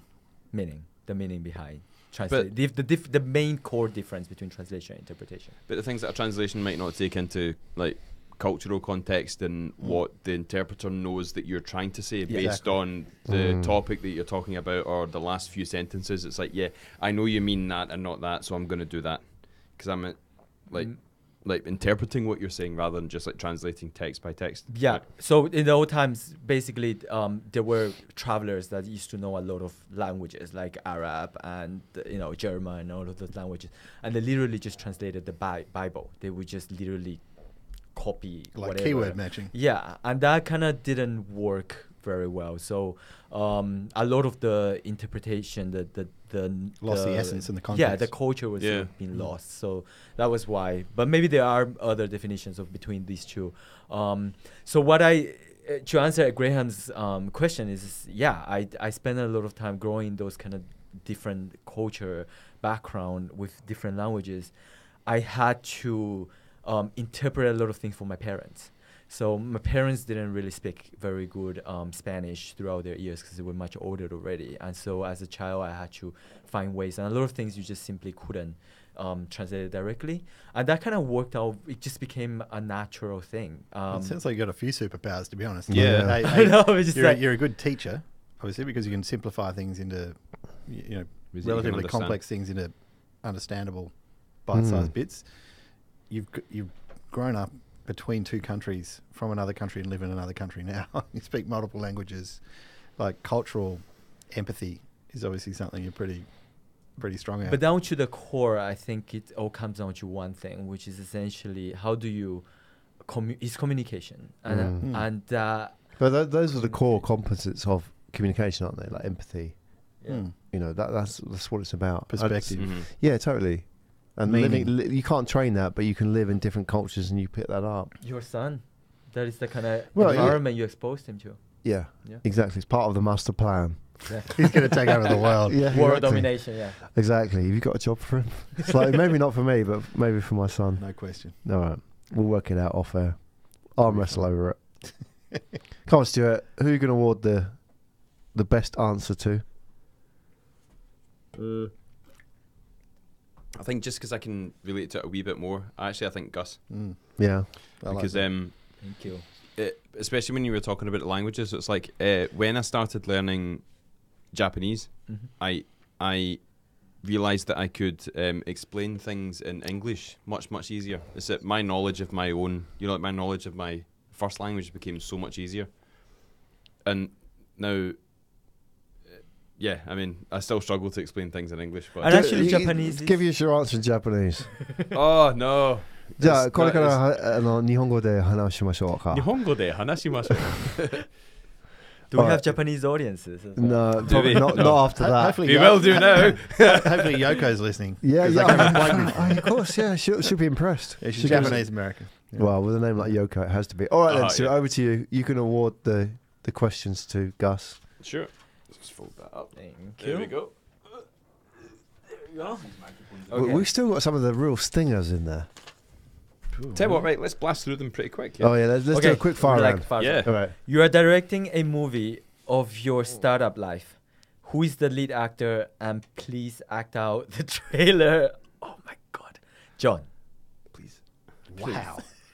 That's tough. You're directing Come a on. movie of your startup life. Who I is the don't want you lead thinking about actor? this. Just do it. All Please right. act it out. So who's the lead role for your? Don't say Tom Cruise because it's not doing him any favors. Tom Cruise, Keanu Reeves. He might have done a better It job. was a time. He The could world. definitely sell that plate. Who would be the actor? I don't know. So directing the movie of your startup life, Yeah. it would need to be someone like I think a character actor like Christian Bale, someone like Christian that. Bale. Yeah, who can get skinny or fat, old or young, because he's going to need to do all of those things pretty rapidly. In a year's time? Yeah, exactly right. So that would be my strategy. Okay. And you have to act it out. You have to act it out. Wow, how do I do that? I don't know. Oh, I don't know. That man. was the second part. That's the follow-up part of the question. Prathana asked that one. Yeah, this pattern has. She's asked some really tough questions tonight. You can pass if you don't want to act it out. 'Cause I don't know how you would act it. I can describe it. You can describe it. Yeah, put us in the scene. in a scenic sense. It's What like would be the opening scene? youth- What in youthful exuberance. It takes over. It hijacks you, and you sort of you're with your best mate, and Yeah. you can take on the world, and it's like it's all in front of you, and you're just going to go for it. Yeah. You have no idea what you're doing, But Yeah. but you forgot to do your accounting. You've not got any clean underwear. Oh shit. You're eating a lot of. I used to say we used to eat a lot of toast because you can't afford to eat much more, or you haven't done your grocery shopping, and you go through those lean times, and that's the skinny Christian Bale. I like that. Right, that's your skinny. That's when The he's done, underfed. which he's done quite well several times, and Yeah. then you sort of you start to lift a little bit more, and you get a few wins and a little bit of confidence, and that's what we talked about before. Is that building confidence in yourself and hitting Yeah. that tipping point of you have something of value here, right? Yeah. And that's your It's a happy it's not your ending. American Psycho. And It's not you your don't American care whether Psycho you're Christian skinny Bale. or fat But anymore. It's certainly not yet your Batman, right? So you sort of you're building up. So it's Yeah. all these things. Is this a trilogy? Yeah, it's a long movie, mate. 18 years. What am I going to fucking do? You want me to act out that? Like seriously? Well, And that's for Christian another 90 Bale- minutes. That's Christian Yeah. Bale. Bale, Like, yeah. he might be able to do it as Stewie Griffin. You can make it into a series. Who is Yeah. Yeah, we Who could is do a Christian series. Bale? Christian Bale. Serious- Come on, man. Wow, shit. You going this? Are you No happy idea. with the answer? Yeah, Hand over to yeah, him. absolutely. That's a very good All answer. In the interest time, very happy. We like that answer. Yeah. Go on. Well, So, I'm going to make all you guys answer. No, the same. no, John. You Yeah, have to you're ask the all question. avoiding that shit. No, that is a good answer. That So that's Christian Bale. Oh yeah. it looks like John, Yeah, it does a wee bit. Yeah. a wee bit. but if maybe any of my friends are listening to this, I'm going to get caned for that. exactly. Don't worry, nobody's listening to this. Yeah, right. Maybe 10 years ago. Chris, the Mohawk guy, said, this one. If you had to create a visual Close brand to the mic, gimmick- John. Sorry. If you had to create a visual brand gimmick, what would it be? And the examples I refer to as the preamble to this are Chris from Black Marketing, I think. The Mohawk guy is actually in my co-working space. No, wait, not the Mohawk guy. The marketing Mohawk guy. Yeah, Yeah. which is obviously a good trigger for him. great, And you it's mentioned great. someone else, and do you remember his name? The SEO guy with the Rand Fishkin. The handlebar German, moustache. is that You the know German moustache. thing? Yeah. Yeah, no, the I handlebar don't think it's a moustache. German Yeah. thing to have a moustache, is it? No, Or it's was just, it like somewhere it's just in, an SEO thing. it's a hipster thing. Yeah, hipster. It's a Ah, hipster yeah, thing. yeah. So how Like big is the Mohawk? waxing. More, it's last very- 5 years, really, isn't it? It's big. In terms of macro exposure. Yeah. Yeah, He's definitely getting a lot of mileage out of it. Good to him. Fantastic, Well, I kind of like that sort of level like of it. personal commitment to a Yeah, brand, right? yeah. Like it's, I think it's definitely pretty cool. I think Yeah. Seth Godin, as an example, bald head. I Bald. mean, everyone goes bald now, puts on the big frame glasses, and it's kind of an advertising thing. Which is It's like that chef Probably in where I'm the gonna UK. have to What's go. his name? Heston Blumenthal. Yeah. Yeah. Mm. Yeah, It's just exactly what copying everybody stuff, goes isn't for. Yeah. Yeah, it's Yeah, the it's a- look. it's a isn't it? look. It's a It's the cool look. So I was trying to think of some more examples, but Graham, Oh no! Don't ask me. what would your gimmick be? My gimmick. I don't know. So I wondered. When people say that guy, what would it be? It has to be the beard. I just have to double down on the beard. Go long, Yeah, because bigger. Is that because I imagine like people say That's kind of hipster too, right? Yeah, I know, but do you know that Graham guy? Who's that? That guy with the beard. I'm not like unique in any sense. But you've definitely got a beard with because presence. I think if I was living in Portland, Oregon, maybe like which guy with a beard? Like everybody's got a beard around, even like all the women. Thanks for have got narrowing it down to everybody. But if I was living in Singapore, apart from like obviously John, who's sitting across, who's got like half a beard, it's a bit sort of patchy. It's very patchy. It's trendy now to have like sideburns and like a little bit sideburns. You got to go full on manicured. It's either hyper manicured or massively over the top. Do you apply like moisturizer and oil? Oil, wax, oil. It's a very low maintenance. Get the beard oil and all that. Tasman is a wild beard. So I think like years ago, I was like worried about like I'd shave like go to meetings and stuff, and now I don't give a shit because I think it's actually it's good because if somebody sees the fact you don't give a shit, it's almost like a plus. Well. That's a self-confidence. My old man thing. and his business partner were both sort of consultants. Your old man? My dad. Yeah. And his business partner have been sort of management consultants for many, many years. But they've always been casual dress. Right? So even though they're working with Amex or HP or whoever it might be, and it's almost power down dressing, which we took. Power down. I like that. Power down. Yeah, it's like, and Colin, Dad's business partner, used to say, if anyone questioned him on it, in a meeting, he goes, my boss doesn't tell me how to dress. Yeah. And that would be it. So it's like, because it's kind of a, and their role was more facilitatory and they didn't have to buy into the local politics, but it's kind of an icebreaker as well. I like that. It's cool. It shows confidence. Yeah. So it's a different type of confidence. Like some people only feel confident in that situation by suiting up. Yeah. Pulling on the armour and making sure you're fit. But there you are walking around naked. Yeah, well, I don't want to do that.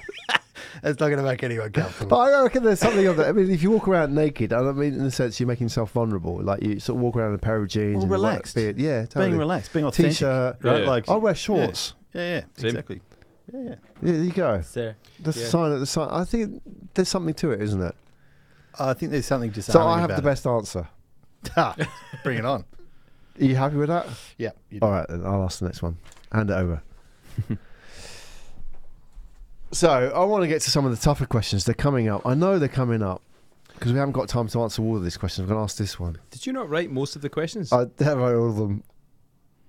Okay, all right. I'm going to ask this one to Gustavo because it's quite a personal question. What makes you a difficult boss to work for? Oh, what's the annoying great I love good aspects of question. your I love personality? It's a really good I question. have tons. I have so many I had examples. somebody call me pathologic. Oh, really? Pathological. Pathologic, What? yeah. In what sense? Pathological can be many things. Pathological what? Like Murderer? just always. Liar? It could be many Weird. things. No, just always on the go. It's just always I'm always doing things, and I have just so much that I want to do. But don't turn it That's into not this like what is your biggest weakness type It's like- question. You No, come no, up no, with it's a real not. strength. It's My not my biggest weakness. weakness is I just care too You much. care about society. I want to help the children and save the kittens. No, no, Go no. on. And it Be actually, and I expect that from people that work with me, and I'm always I'm not micro in any way, but I do remember things, and I want to go back to those same pointers and like follow up on those, and I think it can become a little bit stressful, actually very stressful when For it works who? with me. For your For the- employees. For the employees, yeah. yeah. Why? Because Because- you remember what they said on Because you that care day. about the results Are you a control freak? a lot. Yeah. I'm a little bit of a control freak. Little yes. bit. Yeah. Come on, out just of a 10. little bit. Out of 10, how control freaky are you? Like 11. A little bit. But What, give us an example.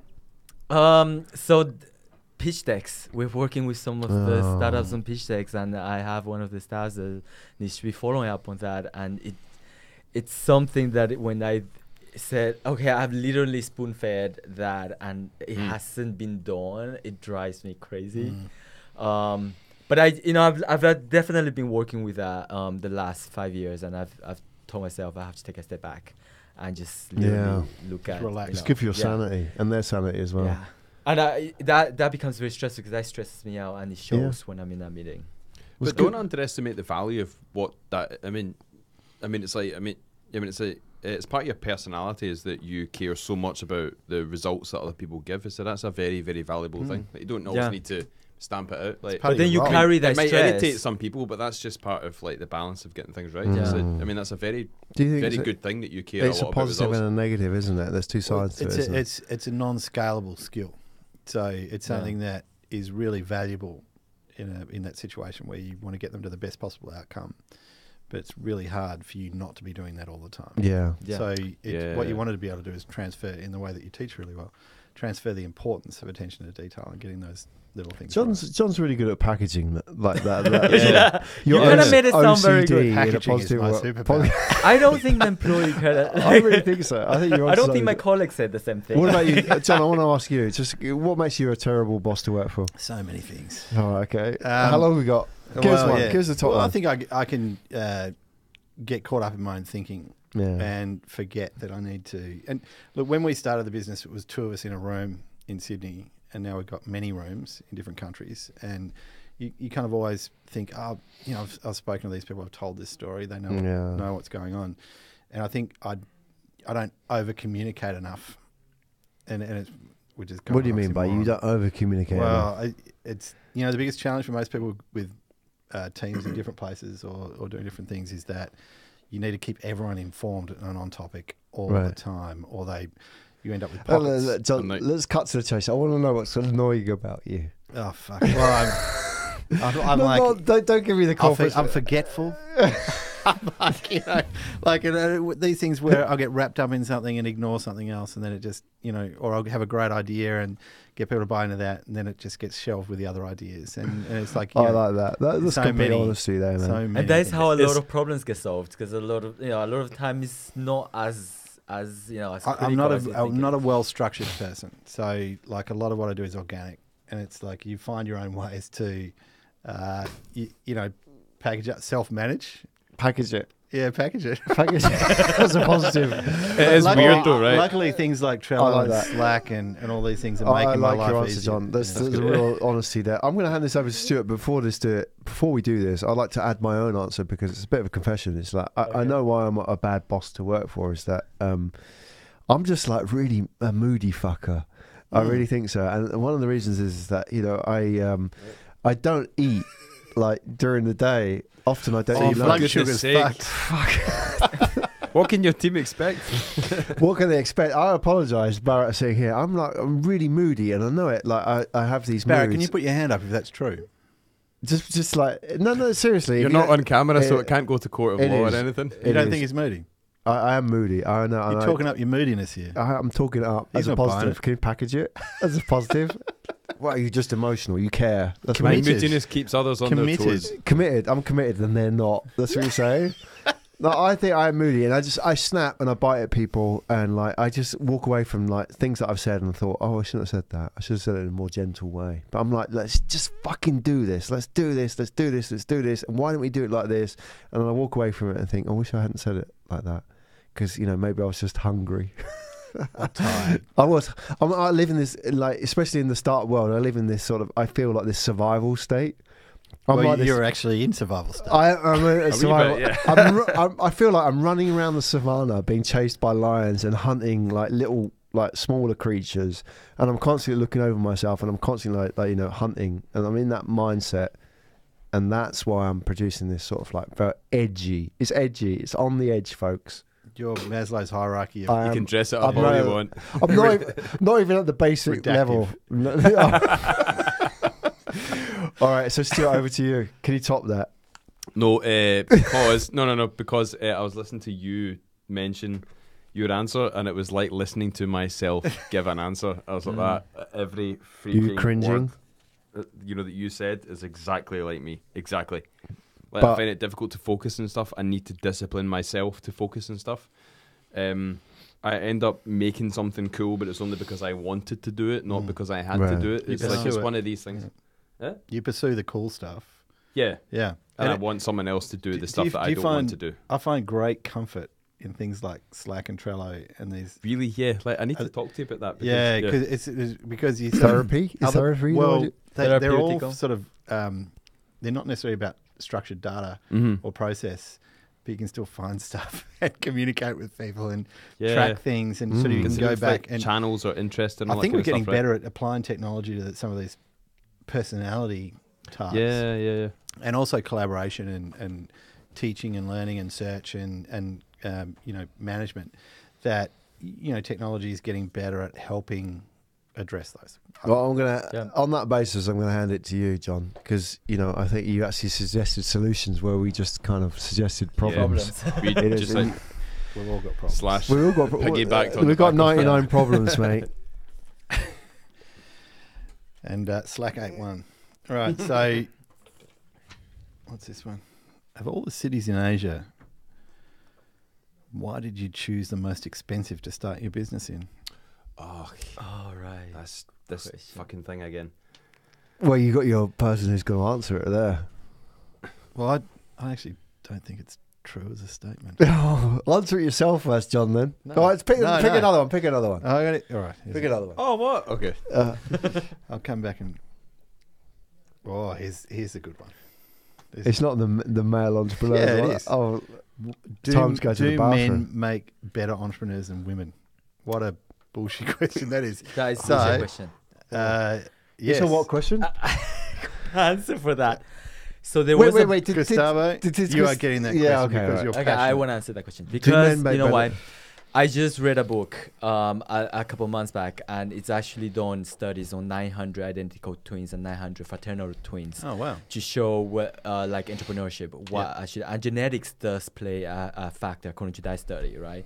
They've shown that 1/3 of genetic factors actually make up to why you become entrepreneurs. It So up includes to a third. a third. Yeah. Obviously, it's not a determinant, but it is a increases probability, right? So essentially, Keep going. 30%, which means that that's pretty high. If you look at somebody who has money in the bank account, it's only 10% that determines whether they will actually come out and start their business. But genetics is actually 30%. That's pretty high. But there's like two different questions, really, right? Is that your willingness to genetics. start a business and the Right. likelihood of success of a business. Mm. So a combination of different type of like serotonin. We're not gonna get into the chemical I think thing. this question we can pretty much wipe because it's a gender question for Right. provocation. Right. But the reality is that people have done studies on this recently and released data, and it's actually Right. women are more successful. And it's because of the per way their participation. brains are wired. It's different from men. They're but- producing more value from Exactly. investment and activity than men typically are. So it's sort of, that's moot. But what are the contributors to success? Well, if it's moot, let's moot it. Well, it's not moot. They're actually, No. it's the reverse. That's your area, So, mood, yeah. isn't it? Can I offer an opinion? Yeah, please. That I think men are better entrepreneurs than women. Wow. Wow. Yeah, I me. understand. And you know, Our screen's going to catch fire Yeah. No, Your oh, LinkedIn is gonna go crazy. Wait, today. wait. You're allowed Let, to have an opinion. because they're. Yeah. let me justify it first before Alright. people take this out of the context. So there are two parts to this. There's the first part of, it does say what makes them a better entrepreneur, right? Not whether they are a better entrepreneur, right? And I think, for example, you can't consider entrepreneurship without considering opportunity, right? Mhm. So my Because point. they cheat. Is that because they're Do you want starting to from- answer the rest of the Yeah, question? I Alright. know where you're going with You it. could take all the flack and the heat for this, right? So my point is that being an entrepreneur is not just about having skill and having a mindset, right? The being an entrepreneur is about being exposed to opportunity and being exposed to stories and being exposed to role models and so on, right? And the reason I think men are better entrepreneurs than women simply because they have more opportunity and more chance in the world. So, for example, if you grow up as a man, as I have done, apparently, that you have exposure to a lot more role models. I can pick thousands and thousands of role models of successful men, right? If I was a woman growing up, would I have the same? Now, think about this. The successful women that are often paraded in media as entrepreneurs, Sheryl Sandberg, as an example, who happens to be a family member or close cousin or whatever it is of Mark Zuckerberg. Michelle She's Obama. a pretty shit hot executive, though. Yeah, you're right. But, she didn't necessarily, she didn't come on the same footing as Mark Zuckerberg, right? Mark Well, she's Zuckerberg. not the entrepreneur. But- She's a grown-up CEO. Well, Right, Mark okay. Zuckerberg But that started also from means nothing that as well. women but- have to try doubly or triple Right, okay. harder than men. Right, let me finish the point, right, before I get absolutely flamed for this, right? I'm going to get flamed. Michelle Obama, who's set out as a leading role model for women, right, who happens to be the wife of a former president of the United States, right? Same as Hillary Clinton, right? It would be very different if, for example, Mark Zuckerberg happened to be a cousin of Sheryl Sandberg, or happened to be an in-law of Sheryl Sandberg, and therefore was marked out as a male entrepreneur role But either model. you're saying that it's unfair because the game's rigged. The game is rigged, and I'm saying Yeah. that's why male are I better. think you should probably point that out now because Right. you go down a path. All right, I'm going to get my ass kicked, but my point is, take this in the context of cycling, for example. Let's take this into a safe zone. It's like, men are better cyclists than women. Are they better cyclists than women because they're mentally or But physically better? But not all men are better than all women. No, exactly. Yeah. But Yeah, we're talking about It's a men whole- versus women, not a man versus a woman, right? If you took me versus Olympic Well, you're talking cycling about champ. aggregate. So you're talking about volumes and numbers. Well, and- that's what it's about, right? And the reason why men are better than women is because they have better chance, they have more opportunity, they have more support, they have more pathways, right? But it's interesting when you talk about athletics, for example, because there are things like long distance swimming, where women have been net better than men. Net means what? Well, in actual fact, so without any control. So Right, you talk about like a marathon swim, Yeah. like a 10K swim, yeah, some of them have been Faster? actually faster right? But why is that though? in raw terms. Right, but why? Well, for example, it's when you do probably- like a 50 meter or a 100 meter, you put like Phelps or like anybody against the top well, women. I why? think there's biomechanics and other things. But in play. biomechanics, but Yeah, plus okay, but also this the is talking support. about sport though, right? Where Right. like men on average are much stronger than women, right? And much heavier than women, right? So, but it doesn't mean that. So, I mean, there's probably like an MMA fighter that's female that could kick your ass, and there's probably Well, I'm sure there's a lot of them. Yeah. Let's arm wrestle Yeah. first. I mean, it doesn't mean that there's women. I mean, it doesn't mean that there aren't women that are, that are Yeah. stronger than you. But that's Well, not I the think, thing. that I think the we're other talking thing about, here like, is we're it's- having this conversation in a yes, room but full of men. entrepreneurship. For yeah, Why is that? what? How does Well, it we also qualify? know- Graham. Yeah. What? Well, we also know that a lot of women are listening as well. So there's also. Yeah. Are they? But Yeah. Well, a woman wrote the like- question. there you go. That's Uh, interesting. And I think it's worth answering. But I think it's worth it's more than worth answering. But you're saying it's a matter of opportunity. I think if you read like something like Outliers, yeah. and you think why have these people been successful? Mm. Access, intent, practice. Those things that come out of it. And there's If you- small if you- advantages, aren't they? But if you don't have access and you're in the wrong place, you're not in the right place at the right time, which was the bills of Silicon Valley and all those things, which Bill Joy and Bill Gates and all those people who had access to supercomputing or computing before most other people were really passionate about it, were able to then practice and learn, then you're screwed, right? Like But the thing is, though, right? Is it not like psychologically, right? And this is like it seems to be a genetically verifiable thing. It's that like men are more interested in like physical things and. But Like, is that a cultural engineering-y thing? type though? things. I I think mean, that's cultural. cultural. It's like Lego, isn't Is it? it Like though? the My, pink. my daughter's tile like, and- No, my daughter's I Yeah, actually but think apparently it's women not, are more right? analytical, so they are actually in terms of Lego, they would kick a guy's. Well, no, ass. because you could be analytical, right? No, right. But what I'm saying is that men are more interested in things, and women tend to be more about like they tend to be more interested in people. I'm talking like. But that's a cultural thing, bit though, more. I think, at an early age. But, is it, they're yeah, but then encouraged you to- said that it's an analytical thing, but then you can be analytical when it comes to people. So you find women are more into like the physio, like physicians and psychologists and all that kind of stuff, They're right? very Where it's good at overwhelming, right? multitasking. And then guys can be more analytical towards like, well, this cap has got like a friction coefficient of something, and like Right.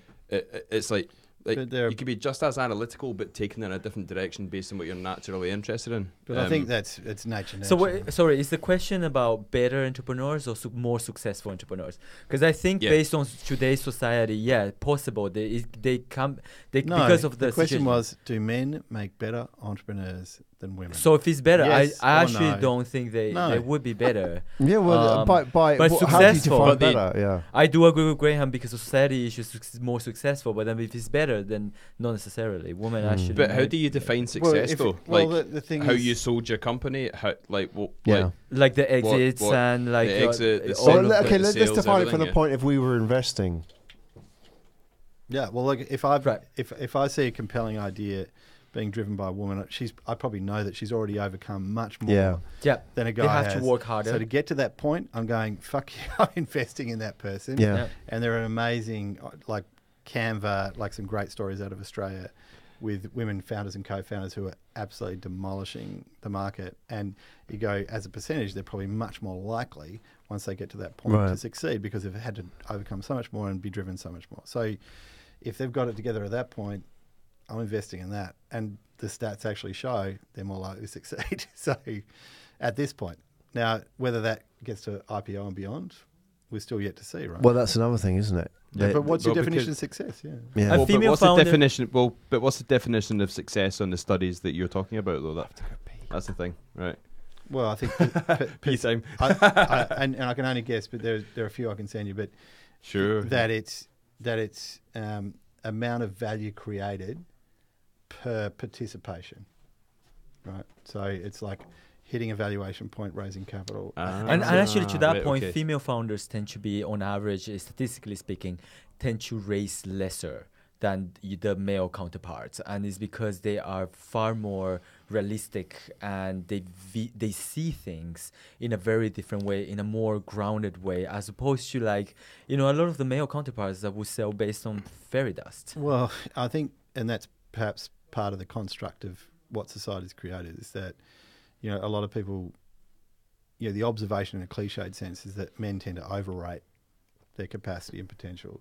Yeah. And women tend to underrate their capacity and potential Yeah. in a public setting or in Yeah. a sales setting. So that's something you need to balance out, right? But again, that's probably a good reason to invest in women. But to because answer to that if question, they're But actually selling you something compelling. I've started hiring my first employee, and like the idea that if you're a woman and you've come this far, then I'm going to invest in you. I don't agree with that. I think regardless of anything other than what you've actually achieved, like I should judge you strictly on what you've achieved, whether you're male, female, what race you are, religion, sexuality, anything at all. None of it actually matters. I think I agree. I agree with that. Absolutely I agree. none of But it if matters. you're But to say that, but you're a woman, yeah, measure on ability rather than strictly anything ability, else. Yeah, strictly exactly. ability. Try as much as you can to avoid clouding your decisions with bias. like. But we Yeah. don't have enough women in the engineering team, therefore I'm going to give you the job rather than the more competent male in this particular No. case. It's like And no, in no, fact, you know what? strictly the best person for the job. Purely egalitarianism is And- what and I'm, you know I'm what, trying like- to go for. By being discriminating or excluding a particular group is actually a cost to the company, or Well, to yeah, the because you don't investor. have the best people for the job, And you don't regardless, find the regardless solution. of who they turn out to be. I mean, Exactly. your engineering team will be 90% male and your HR team will be 90% female. Maybe that's not for you to force to the center, right? Maybe that's just the way it is. But in terms of looking for solutions and what the customer is willing to pay, you do want to have that balance, because that is, oftentimes what you see in like what they call the silicon bubble. You get a few like white male, no offense to white males, but like white male No, that's nerdies that just graduated from university. They come together, they build this fantastic product that they think that it's going, it's going to be no acceptable empathy with their rate. customer. Yeah, and then Yeah. they deploy and they realize that it didn't attract as much attention. I think it's probably a broader discussion around diversity, right? And I think it's not just gender; it's cultural, it's intellectual, Absolutely. it's it's actually how old you are as well, right? So it's like Ageism, yeah. ageism. Yeah. So, and we see lots of bias in market around clients and candidates and other things all the time, whether it's intended or not. But the reality is that I think the most important thing and we're seeing one of the greatest challenges to modern economies is the fact that big established companies can't transition quickly enough to meet the threats and opportunities of technology, and they're being pulled apart as industries, right? So we all know that. But one of the issues they have is they haven't got any diversity at a board level intellectually. And that's all the things we talk about in diversity that we've just covered. But okay. It's like, they can't see But when things you say coming. that they They only haven't got- one perspective. They could be the brightest people Well, yeah, of their then- generation, of their race, of their gender. Right. But But it's like a two-edged But the sword, world right? isn't just them. Yeah, but to say, so I mean, it's a bit of a two-edged sword, right? So it's like to say that we need more females, we need more black people, we need more Asians in the board, right? Just more diversity. It's to Reflective say of that the customer. it's to say that black people think differently to white people. Is to think that men think differently from women. It's like They all have that's people kinda who have like different going back ages, that way again. different ages and perspectives have different desires, wants, needs, and perspectives, and I think that's fairly natural. Yeah. Well, let's do the last question. I brought in our sponsor for this evening. Hey, Aaron. The wine Aaron, sponsor. Can Yeah. I say Well you've done done. an excellent job on the He's wine. done an excellent job on the wine. And did we succeed with the electric wine No, we didn't. cork Unfortunately, opener? No, we had to use it as a manual. Aaron cork opener, Chang, but that's thank you for okay. joining us. So, a previous grind participant, we're going to let you answer the sponsor question of the week. Oh, look out. There you go. What is the worst thing you ever had to sell? And then please sell it to us now. What's the worst thing you ever had to sell? Wow. Yeah. There you go. Yeah, we've all sold stuff. I can't ask just one person, so I guess everybody has. It's up to you. Yeah. Will I get sued for my answer? That's the thing I'm thinking. Worst thing, don't say what you're selling now. How long's it been since the Samsung Galaxy S4 launched? Has it been 5 years yet? Yeah, pretty much about like Right, 6 screw years. it. Mm. Right, Yeah. I'll do it. That's okay. Was that your answer? I used to work. So when I was studying at uni, I used to sell phones for a company. Yeah, I won't mention the name of the company, right? That's not fair. Samsung, No, I sold Samsungs on behalf of this company, right? Car Phone Warehouse. No. The other one. Just leave Yeah. him off the hook. Sorry. Come All on. right. And we knew that these phones were basically overheating, and they had there was like proper problems. Like Samsung has had battery problems ever since the Samsung Galaxy S4. This thing used to overheat. Allegedly. Yes, allegedly, yes. And I used to have to sell it because, and the company that I used, they basically put like a very high commission on. Okay, like, so- you need to sell this to get rid of the stock, and then we can basically abandon it. So yeah, That was the worst thing. it was a phone that absolutely would not work. It was like a boomerang. And how did you sell that?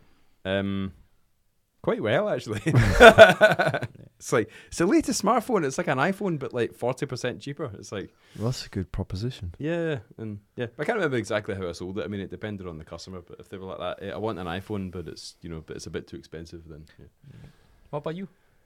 Yeah, it's interesting. I don't think I've ever tried to sell anything I thought was worthless, but probably the hardest thing I've ever tried to sell was when we were at university. We had no money. I was eating too much toast at that time as well, and we started a window cleaning business, and we were really shit at window cleaning.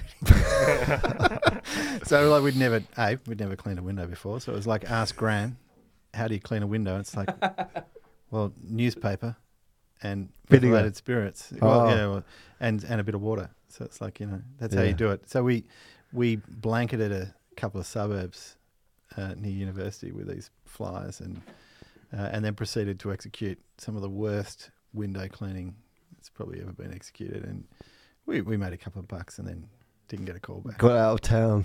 Got out. Moved to Singapore. we took the money. Flight to Singapore. Wow. Yeah, it only lasted 20 years. You know where he is now. Yeah, that's it. Sorry, Sandy Bay. Yeah, Graham. Worst thing I ever had to sell was life insurance. Life insurance. Life assurance, yeah. So, Assurance. you pay me money whilst you're alive, and I give it back to you when you die. So, I still can't get over how much of a bad product that really is. So, I had to sell that to people in the phone book. And obviously, if the economics were true, it wouldn't really exist, would it? No, it's a weird thing. You only buy life insurance really if you have to, which is like you have to have. If you take out a loan, like for a mortgage for your house, then the mortgage lender would insist that you had life insurance. But it's like income protection and Yeah. all this. It's your family. They're It's- awful. Yeah. Your sense of risk changes dramatically when you have family, like children. So Yeah. and that's when all these products start to make a lot more sense. Yeah. Because you're going, what if, right? And But So how do you sell that to somebody? That's the challenge, right? So, ultimately, they've made that like health insurance. They've made that a profitable enterprise Right. to But prey on people's fears. the prey on the people's fears. So I would get people into the office and I would draw the lifeline, and my boss would say, Imagine if you died here. Yeah, make them cry. If you get them crying at the end of your sales pitch, then you have won. I know, right? I was in that situation. So that was really hard. But it was a great lesson in sales. It is. What can I say? Because you got to play in the emotions. Yeah, absolutely.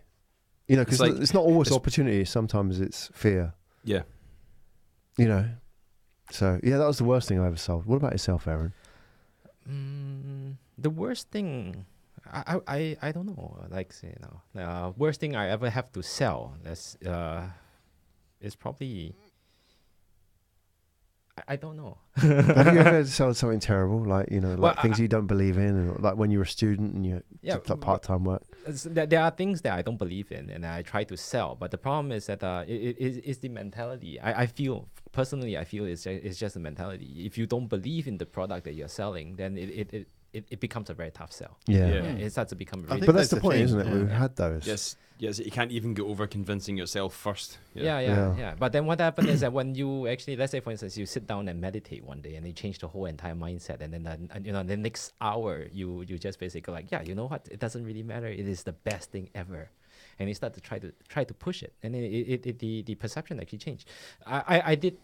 There is two things that I don't believe in, which managed to sell actually pretty well. So I can't even say that it's actually worse, right? What were those? Yeah, okay, same as him. The most Samsung recent S4? one. No. Something recent was actually phones. Actually, as well, same as him. Which is why I actually started my business because I wanted to be better than them.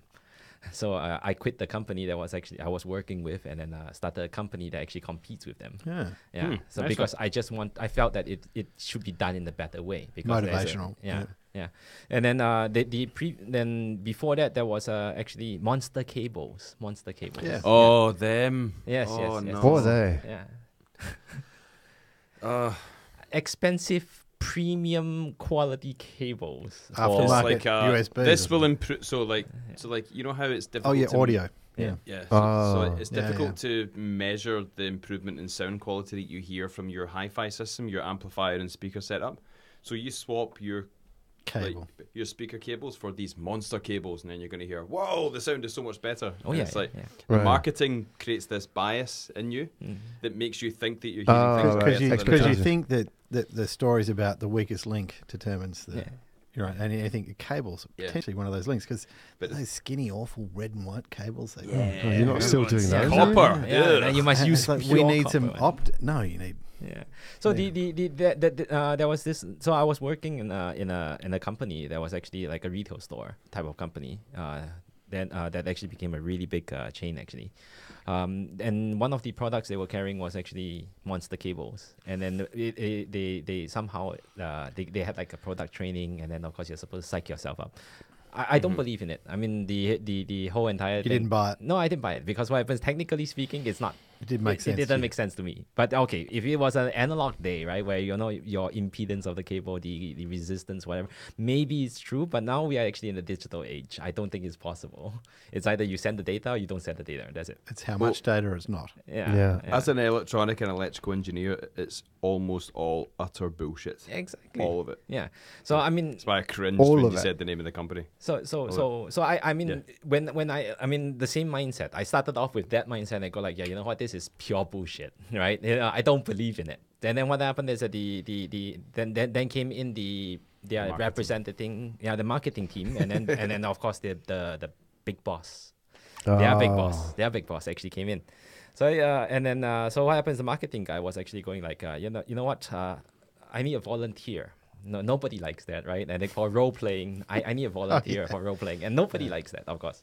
And I was bored. Come on, I sat down there for like 2 hours, and then listening to all this marketing bullshit, and then I was like, yeah, you know what? No, it's marketing bullshit. Yeah, well, Storytelling. Storytelling. Okay. Give it its proper name. Now, yes, we call it storytelling, and then now it becomes a very interesting story, of course.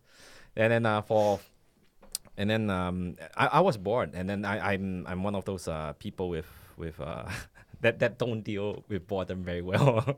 Yeah, same. Yeah. So what happened is they go like, I need a volunteer. Nobody volunteer. My friends keep on going, hey, you. And I go like, yeah, sure, why not? So I went up. So he goes like, okay, role playing. So you're trying to sell this to me. So you know like and then the salesman mode comes out, right? And then you go like, yeah, you know what? I have to change my mindset right there. I don't believe to I believe, or I will have to find the most important part to actually advertise for it, to sell it. So instead of actually saying that you need it, right? You change remove the word, you replace the word needed to wanted. So all of a sudden, you know, you need. They were actually telling customers that you need this cable to actually have really good sounding quality audio, right? Or better looking pictures on your monitor or your TV. And then I just replaced it with the word with want. You no longer need it. You want it for your TV. You want it for your audio equipment. And that's the only way I could actually convince myself. So all of a sudden, it actually changes the whole thing. I don't believe in the product, right? And then but then changing the mindset actually increases the attraction, the attractiveness. Absolutely. Yeah. You convince yourself. Yeah, I convince myself. Yeah. I want it, whatever it is that you're selling. Yeah, exactly. I believe. Yeah, so you don't need the cable, but you want it Yeah. because it's the most expensive cable in the market. It is definitely the best if you actually equate it with the price. But it makes no and the difference. No, it doesn't. There you go. Yeah, but, especially if it's digital, the signal gets there and it gets interpreted, or it doesn't. Yeah. Like it really, really is that. Yeah, exactly. Really? Yes. Yeah. No, yeah, it really So is. what? I'm spending all those money on cables. It doesn't make any difference. Well, this is analog, but if you're talking like the HDMI cables, Yeah. it's digital. Yeah, Most- well, if gold you can see the plated, picture, then it's fine. Wait, this is another Then it podcast becomes in its it starts to entirety, become right? very technical. Yeah. Yeah. Yes, All right. Well, I think we're about time on this one. We've done really well. We've done over 2 hours, guys. Oh, wow. That's a real grind. How about that? Ah, good It's amazing. grinding. Thanks to our sponsors, the Bank of Singapore, which offers. Not officially, by the way. Private banking. Not officially, yes. Well, Private banking, the most salubrious customers in Singapore. Exactly, private banking. Yeah, by OCBC. And by the way, if you don't know who these guys are, then you're obviously in the They bracket. haven't called you yet. Exactly. Yeah, that's That right. is the point. Then you're obviously not worthy. You're not not worthy. worthy. Yes, that's If the you thing. No, need it's to exclusive ask- because we don't know about it. Yeah, Exactly. If you're not invited to visit their office or to actually go to the events, then maybe we are not important enough. Yeah. We need to work harder. That is the point. So thank you to Bank of Singapore for supplying us with the electric corkscrew tonight, and didn't to work. our sponsors, Qatar Airways, for these very Thermal wine glasses. thermal wine glass. Exactly what I need. I need a thermal wine glass. Sorry, want to 'cause know I about need my wine to be- thermodynamics. I don't need one. I want one. That's because I need a litre of wine have to be thermodynamics. exactly 25 degrees Celsius. Is that what it is? Thermodynamics, entropy. Something like that. Give it a shout out. Thanks for all that, and thanks to you chaps this evening for being good sports. Good fun. Yeah, and for sharing everything tonight. And we didn't go through all the questions, but I think we did a good job, right? And if you have any questions for the grind for future, then please feel free to ask in the comments or when we put this live on LinkedIn. Perhaps avoid religion, politics, Yeah. maybe gender. We'll see how we go on. Do you think so? Do you think that was a dangerous subject? Well, it is. When you haven't got any women in the room, I think it's What, there aren't any women in this room? not that Well, I'm just aware be- of. No. Oh, no, okay, right. Yeah, I think it'd be don't fair think to so. have. Well, no, I I think mean, to it's have like- both sides. It doesn't disqualify us from talking about gender. No, absolutely not. No, it doesn't, but it's Oh, like it's a when bit we of a all talk sausage about fest. it. Yeah, It but it's is. when we, You got to fucking get over that. Mate. no, but it's when we all talk about it, got to be quite accurate about what Yeah. we talk about to even have an argument. And even I don't have any decent arguments You need together. data. Data. Yeah. Yeah. But if it's just going to be opinion, you need more. Then men's it's like opinions right? can just go around the room. It doesn't really matter that Well, much. what I'm Yeah. saying is, if it's just opinions, we're 50% shy.